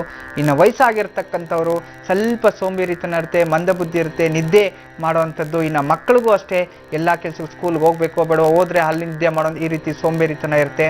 ಹೋಗ್ ಮುಂಚಿತವಾಗಿ ಶಿವನ ಮಂತ್ರ, ಶಿವನ ಜಪ ಅಥವಾ ಶಿವನ ಅಷ್ಟೋತ್ರ ಓದ್ಕೊಂಬಿಡಿ, ಎಲ್ಲ ರೀತಿಯ ಶುಭಫಲಗಳು ನಿಮ್ಮದೇ ಆಗುತ್ತೆ. ಇದೀಗ ವೃಶ್ಚಿಕ ರಾಶಿ. ವೃಶ್ಚಿಕ ರಾಶಿಯವರಿಗೆ ಸ್ವಲ್ಪ ಹೆಣ್ಣು ಮಕ್ಕಳಿಗೆ ತವ್ರ ಮನೆ ಕಡೆಯಿಂದ ಜಗಳ ಮಾಡ್ಕೊಂಡ್ಬಿಡುವಂಥದ್ದು, ತವ್ರ ಮನೆ ಮೇಲೆ ಕುಸ್ತಿಗೆ ಹೋಗ್ಬಿಡುವಂಥದ್ದು, ಅಥವಾ ಅವ್ರ ಮೇಲೆ ಕೇಸ್ ಆಗ್ಬಿಡ್ತೀನಿ ಅನ್ನೋದು, ಅಥವಾ ಆಸ್ತಿ ವಾದ ವಿವಾದಗಳಲ್ಲಿ ಚರ್ಚೆ ಆಗೋದು. ಅಂತಂದರೆ ಬಂಧು ಬಾಂಧವರಲ್ಲಿ, ಅಣ್ಣ ತಮ್ಮಂದರಲ್ಲಿ ಸ್ವಲ್ಪ ಒಡನಾಟ ಜಗಳಗಳಾಗುವಂಥದ್ದು, ಸ್ವಲ್ಪ ಜಾಗ್ರತೆ ವಹಿಸಬೇಕು. ಇನ್ನು ವಿಶೇಷವಾಗಿ ಆ ಒಂದು ಪುರುಷರಿಗೆ ಅಕಾಲ ಭೋಜನ ನೋಡಿ, ಟೈಮ್ ಟು ಟೈಮ್ ಊಟ ಮಾಡ್ಕೊಂಬಿಡಿ, ಇಲ್ಲಾಂದರೆ ತುಂಬ ತೊಂದರೆ ಆಗುತ್ತೆ. ವಯಸ್ಸಾಗಿರ್ತಕ್ಕಂಥವ್ರಿಗೆ ಹೊಟ್ಟೆಗೆ ಸಂಬಂಧಪಟ್ಟಿರೋ ತೊಂದರೆಗಳಾಗುವಂಥದ್ದು, ಜಾಗ್ರತೆ ವಹಿಸಬೇಕು. ಮತ್ತು ಮಕ್ಕಳಿಗೂ ಅಷ್ಟೇ ಈ ಒಂದು ವಿಶೇಷವಾಗಿ ಸ್ಕಿನ್ ಅಲರ್ಜಿ ಆಗುವಂಥದ್ದು, ಅಥವಾ ಏನಾದರೂ ಬ್ಲೇಡು, ಚಾಕು, ಚೂರಿಯಿಂದ ರಕ್ತ ಸುರ್ಕೊಳ್ಳೋವಂಥದ್ದು, ರಕ್ತಘಾತ ಆಗುವಂಥದ್ದು, ರಕ್ತವನ್ನು ನೋಡುವಂಥದ್ದು, ಸ್ವಲ್ಪ ಜಾಗ್ರತೆ ವಹಿಸಬೇಕು. ಈ ದಿನ ದುರ್ಗಾದೇವಿ ಅಷ್ಟೋತ್ರ ಓದ್ಕೊಂಬಿಡಿ, ಎಲ್ಲ ರೀತಿಯ ಶುಭಫಲಗಳು ನಿಮ್ಮದೇ ಆಗುತ್ತೆ. ಇದೀಗ ಧನುರ್ ರಾಶಿ.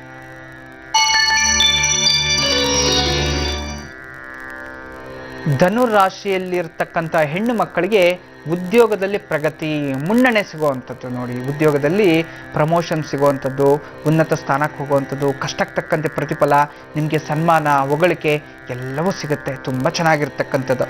ಇನ್ನು ವಿಶೇಷವಾಗಿ ಪುರುಷರಿಗೆ ಗೌರವ ಪ್ರಾಪ್ತಿ, ಮತ್ತು ಹೆಂಡತಿಯಿಂದ ಲಾಭ, ಹೆಂಡತಿ ಮನೆ ಕಡೆಯಿಂದ ಲಾಭ, ಸ್ನೇಹಿತರಿಂದ ಸಪೋರ್ಟ್ ಸಿಗುವಂಥದ್ದು ತುಂಬ ಚೆನ್ನಾಗಿದೆ ಈ ದಿನ. ಅಷ್ಟೇ ಅಲ್ಲ, ವಯಸ್ಸಾಗಿರ್ತಕ್ಕಂಥವ್ರಿಗೆ ಇಷ್ಟಾರ್ಥ ಸಿದ್ಧಿ ಅಂತ ಹೇಳ್ತಿದೆ, ಸುಖ ದಾಂಪತ್ಯ ಅಂತಲೂ ಹೇಳ್ತಿದೆ. ತುಂಬ ಚೆನ್ನಾಗಿರ್ತಕ್ಕಂಥದ್ದು. ಇನ್ನು ಮಕ್ಕಳ ವಿಚಾರಕ್ಕೆ ತಗೊಂಡಾಗ ಮಕ್ಕಳಿಗೂ ತುಂಬ ಇಷ್ಟ ವಸ್ತು ಸಿಗುವಂಥದ್ದು, ಅಥವಾ ಮಕ್ಕಳಿಗೋಸ್ಕರ ಏನಾದರೂ ಖರೀದಿ ಮಾಡಬೇಕಾದ್ರೆ ಅವ್ರ ಹೆಸರು ಡೆಪಾಸಿಟ್, ಅವ್ರ ಹೆಸರು ವೆಹಿಕಲ್ ಬುಕ್ಕಿಂಗ್ ಇಂಥದ್ದೇನಾದರೂ ಮಾಡೋಂಗಿದ್ರೆ ಮಾಡಿ, ಅದು ಸಂಪೂರ್ಣವಾಗಿ ಶುಭ ರೂಪದಲ್ಲಿ ಆರಂಭ ಯಾವ ರೀತಿ ಮಾಡ್ತಿರೋ ಅದೇ ರೀತಿ ಕಂಪ್ಲೀಟ್ ಆಗುತ್ತೆ. ಒಳ್ಳೆ ದಿನನೇ. ಮತ್ತಷ್ಟು ಶುಭಫಲಗಳು ನೀವು ಪಡಿಬೇಕು ಅನ್ನೋದಾದರೆ ಈ ದಿನ ವಿಶೇಷವಾಗಿ ನೀವು ಗುರುಗಳ ಅಷ್ಟೋತ್ರ ಅಥವಾ ಹನುಮಂತನ ಅಷ್ಟೋತ್ರ ಓದ್ಕೊಂಬಿಡಿ. ಎಲ್ಲ ರೀತಿಯ ಶುಭಫಲಗಳು ನಿಮ್ಮದೇ ಆಗುತ್ತೆ. ಇದೀಗ ಮಕರ ರಾಶಿ.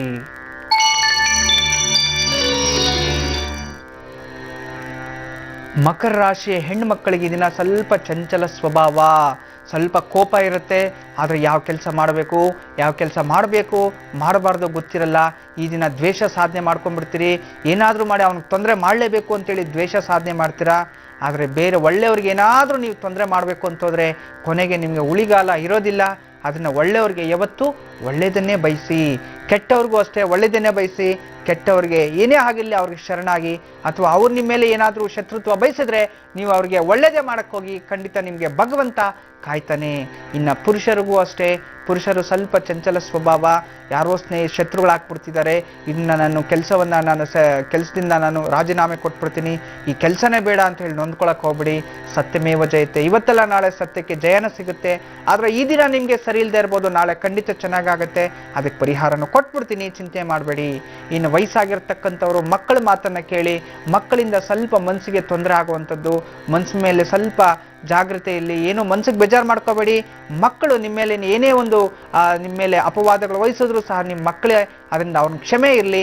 ಇನ್ನು ಸಣ್ಣ ಮಕ್ಕಳ ವಿಚಾರದಲ್ಲಿ ನೋಡೋದಾದರೆ ಇನ್ನು ಸ್ವಲ್ಪ ಡೈಜೆಷನ್ ಪ್ರಾಬ್ಲಮ್ ಆಗುತ್ತೆ, ಸರಿಯಾದ ಟೈಮ್ ಊಟ ಮಾಡೋಕ್ಕಾಗಲ್ಲ, ಸ್ವಲ್ಪ ಸೋಂಬೇರಿತನ ಇರುತ್ತೆ. ನಿಮಗೆಲ್ಲರಿಗೂ ಒಳ್ಳೇದಾಗಬೇಕು, ಶುಭಫಲಗಳು ಪಡಿಬೇಕು ಅನ್ನೋದಾದರೆ ಈ ದಿನ ದುರ್ಗಾದೇವಿ ಅಷ್ಟೋತ್ರ, ದುರ್ಗಾ ಸಪ್ತಶ್ರುತಿ ಪಾರಾಯಣ ಅಥವಾ ದುರ್ಗಾದೇವಿ ದರ್ಶನದಿಂದ, ದುರ್ಗಾದೇವಿ ನಾಮಸ್ಮರಣೆಯಿಂದ ಎಲ್ಲ ರೀತಿಯ ಶುಭಫಲಗಳು ನಿಮ್ಮದೇ ಆಗುತ್ತೆ. ಇದೀಗ ಕುಂಭರಾಶಿ.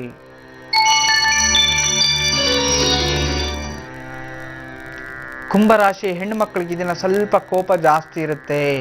ಸ್ನೇಹಿತರ ಹತ್ರ ಜಗಳ ಆಡ್ಕೊಂಬಿಡೋದು, ಯಾರಾದರೂ ಬುದ್ಧಿ ಹೇಳಕ್ಕೆ ಬಂದರೆ ಅವ್ರ ಮೇಲೆ ಕುಸ್ತಿಗೆ ಹೋಗ್ಬಿಡೋವಂಥದ್ದು. ಸ್ವಲ್ಪ ಜಾಗ್ರತೆ ವಹಿಸ್ಬೇಕು. ಸ್ನೇಹಿತರನ್ನ ದೂರ ಮಾಡ್ಕೊಂಬಿಟ್ರೆ ಮತ್ತೆ ಗೆಲ್ಲೋದು ತುಂಬ ಕಷ್ಟ. ಯಾರೇ ಆಗಿರಲಿ, ನಾವು ಕಳ್ಕೊಳ್ಳೋದು ತುಂಬ ಸುಲಭ, ಆದರೆ ಸಂಪಾದನೆ ಮಾಡೋದು ತುಂಬ ಕಷ್ಟ. ನಿಮ್ಮ ಕೈಲಿ ಒಂದು ಗಾಜು ಗ್ಲಾಸ್ ಕೆಳಗಡೆ ಬಿತ್ತು ಹೊಡೆದೋಯ್ತೋ, ಅದು ಜಾಯಿನ್ ಮಾಡೋಕ್ಕಾಗೋದಿಲ್ಲ, ತುಂಬ ಕಷ್ಟ. ಆದರೆ ನೋಡೋಕ್ಕೆ ಮಾತ್ರ ತುಂಬ ಸುಲಭ. ಅದೇ ರೀತಿ ಪರಿಸ್ಥಿತಿ ಹೆಣ್ಮಕ್ಳದಾಗಿರುತ್ತೆ. ಅದು ಮಾನಸಿಕ ಸ್ಥಿತಿ ಆಗಿರ್ಬೋದು, ದೈಹಿಕ ಸ್ಥಿತಿ ಆಗಿರ್ಬೋದು. ಏನಕ್ಕೆ ಕೇಳಿದೆ ಅಂತ ಸ್ವಲ್ಪ ಅರ್ಥ ಮಾಡ್ಕೊಳ್ಳಿ. ಮತ್ತು ಎರಡನೇದಾಗಿ ಪುರುಷರಿಗೆ ವಿಶೇಷವಾಗಿ ಅಧಿಕ ತಿರುಗಾಟ. ಈ ದಿನ ಸುಮ್ಮನೆ ಎಲ್ಲಂದ್ರೆ ತಿರುಗಾಟ, ದೇಹ ಆಲಸ್ಯ ಮಾಡ್ಕೊಳ್ತೀರಾ. ಇನ್ನು ವಯಸ್ಸಾಗಿರ್ತಕ್ಕಂಥವ್ರು ಮನಸ್ಸಿಗೆ ಏನೋ ಒಂದು ಅಶಾಂತಿ, ಕೋರ್ಟು ಕಚೇರಿಯಲ್ಲಿ ಸ್ವಲ್ಪ ವಿಘ್ನತೆಗಳಾಗುತ್ತೆ. ಈ ದಿನ ಎಲ್ಲ ಕೆಲಸಗಳು ಮುಂದೂಡೋ ಅಂಥದ್ದು ಇರುತ್ತೆ. ಸ್ವಲ್ಪ ಜಾಗ್ರತೆ ವಹಿಸಿ, ಮೊದಲೇ ಎಚ್ಚರಿಕೆ ವಹಿಸ್ಕೊಳ್ಳಿ ಯಾವ ಕೆಲಸ ಮಾಡಬೇಕು ಮಾಡಬಾರ್ದು ಅಂತ. ಇನ್ನು ಮಕ್ಕಳಿಗೆ ವಾಹನಗಳಿಂದ ತೊಂದರೆ ಅಂತ ರ್ಯಾಶ್ ಡ್ರೈವ್ ಮಾಡೋಕ್ಕೆ ಹೋಗಬೇಡಿ. ಮಕ್ಕಳನ್ನ ರೋಡ್ ಜಂಪ್ ಮಾಡಬೇಕಾದ್ರೆ, ವಾಹನಗಳು ಕಳಿಸ್ಬೇಕಾದ್ರೆ ಸ್ವಲ್ಪ ಜಾಗೃತಿ ವಹಿಸಿ. ಈ ದಿನ ವಿಶೇಷವಾಗಿ ಶಿವನ ಅಷ್ಟೋತ್ರ ಓದ್ಕೊಂಡ್ಬಿಟ್ರೆ ಎಲ್ಲ ರೀತಿಯ ಶುಭಫಲಗಳು ನಿಮ್ಮದೇ ಆಗುತ್ತೆ. ಕೊನೆಯದಾಗಿ ಮೀನರಾಶಿ.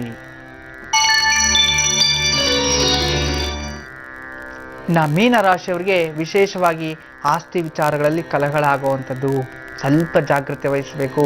ವಾದ ವಿವಾದಗಳಲ್ಲಿ ಚರ್ಚೆ ಆಗುವಂಥದ್ದು, ಸ್ವಲ್ಪ ಜಾಗ್ರತೆ ವಹಿಸಿ. ಮತ್ತು ವಿಶೇಷವಾಗಿ ನೀವು ಸ್ವಲ್ಪ ಮಟ್ಟಿಗೆ ಈ ಒಂದು ಮನೆಯಲ್ಲಿ ಕುಟುಂಬದ ವಿಚಾರಗಳಲ್ಲಿ ಮನಸ್ಸು ಹಾಳಾಗ್ತಿದೆ.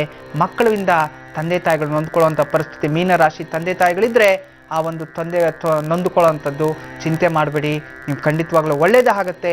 ನಮ್ಮ ಮಕ್ಕಳಿಗೆ ಒಳ್ಳೇದಾಗಲಿ ಅಂತ ನೀವು ಪ್ರಾರ್ಥನೆ ಮಾಡಿ, ಒಳ್ಳೇದಾಗುವಂಥದ್ದು. ಇನ್ನು ವಯಸ್ಸಾಗಿರ್ತಕ್ಕಂಥವ್ರಿಗೆ ಅಧಿಕ ತಿರುಗಾಟ ಮತ್ತು ಆರ್ಥಿಕ ಸ್ಥಿತಿಯಲ್ಲಿ ಸ್ವಲ್ಪ ಹಿನ್ನಡೆ ಮುನ್ನಡೆ, ಇನ್ಬ್ಯಾಲೆನ್ಸ್ ಹಾಕುವಂಥದ್ದು. ಇನ್ನು ಹಣದ ವಿಚಾರದಲ್ಲಿ ತುಂಬ ತಲೆ ಕೆಡಿಸ್ಕೊಳ್ಳೋಂಥ ಪರಿಸ್ಥಿತಿ ಬರುತ್ತೆ, ಜಾಗೃತಿ ವಹಿಸಿ. ಇನ್ನು ಮಕ್ಕಳ ವಿಚಾರದಲ್ಲಿ ವಿಶೇಷವಾಗಿ ಅವ್ರ ಬಗ್ಗೆ ನೀವೇನು ಚಿಂತೆ ಮಾಡೋದು ಬೇಡ. ಅವ್ರು ಲವಲವಿಕೆಯಿಂದರೆ, ಆದರೆ ಅವರಿಂದ ತಂದೆ ತಾಯಿ ಯೋಚನೆ ಮಾಡೋಂಥ ಪರಿಸ್ಥಿತಿ ಬರುತ್ತೆ. ಇದನ್ನು ವಿಶೇಷವಾಗಿ ರಾಘವೇಂದ್ರ ಸ್ವಾಮಿಗಳ ಅಷ್ಟೋತ್ರ, ದತ್ತಾತ್ರೇಯ, ದಕ್ಷಿಣಾಮೂರ್ತಿ, ಯಾವುದೋ ಗುರುಗಳ ದರ್ಶನ ಅಥವಾ ಮನೆಯಲ್ಲೇ ನಾಮಸ್ಮರಣೆ ಮಾಡಿ. ಈ ದಿನ ಎಲ್ಲ ರೀತಿಯ ಶುಭಫಲ ಫಲಗಳು ನಿಮ್ಮದೇ ಆಗುತ್ತೆ. ಈ ದಿನ ಶುಭ ಅಶುಭ ಇದ್ದಿದ್ದೆ, ಆದರೆ ನಾನು ಯಾವ ಪರಿಹಾರಗಳನ್ನು ಕೊಟ್ಟಿದ್ದೀನೋ ಅದು ಮಾಡ್ಕೊಂಡ್ಬಿಟ್ರೆ ಎಲ್ಲರಿಗೂ ಪರಿಪೂರ್ಣವಾದ ಫಲಗಳು ನಿಮ್ಮದೇ ಆಗುತ್ತೆ. ಇನ್ನು ಈ ದಿನ ನಾನು 9 ಕೊನೆಯಲ್ಲಿ, ಕಾರ್ಯಕ್ರಮದ ಕೊನೆಯಲ್ಲಿ ಎಲ್ಲರಿಗೂ ತಿಳಿಸ್ತಾ ಇದ್ದೀನಿ ರಾಶಿ ಫಲ. ನಾಳೆಯಿಂದ ಕಾರ್ಯಕ್ರಮ ಪ್ರಾರಂಭ ಆಗಿದ ತಕ್ಷಣ ರಾಶಿ ಭವಿಷ್ಯ ಇರುತ್ತೆ. ಎಕ್ಸಾಕ್ಟಾಗಿ 8 ಗಂಟೆಗೆ ಟಿವಿ ಆನ್ ಮಾಡಿ ನಿಮ್ಮ ಸಂಪೂರ್ಣ ರಾಶಿ ಫಲ ತಿಳ್ಕೊಳ್ಳಿ. ನಂತರ ದಿನಕ್ಕೊಂದು ಟಿಪ್ಸ್ ಅನ್ನು ಹೇಳ್ತೀನಿ, ಅದನ್ನು ಸಹ ಫಾಲೋ ಮಾಡಿ. ಇದೇ ಈ ದಿನದ ಸಂಪೂರ್ಣ ಭವಿಷ್ಯ ಆಗಿರುತ್ತೆ. ಖಂಡಿತ ಗುರುಜಿ, ಅನೇಕ ಉಪಯುಕ್ತಕರವಾದಂತಹ ಮಾಹಿತಿಯನ್ನು ಒದಗಿಸ್ಕೊಟ್ರಿ. ಎಲ್ಲ ಮಾಹಿತಿಗಾಗಿ ಧನ್ಯವಾದಗಳು ತಮಗೆ. ಸರ್ವೇ ಜನ ಸುಖಿನೋ ಭವಂತೋ, ಸಮಸ್ತ ಸನ್ಮಂಗಳಾನಿ ಭವಂತೋ. ಬ್ರಹ್ಮೋಸ್ಮಿ.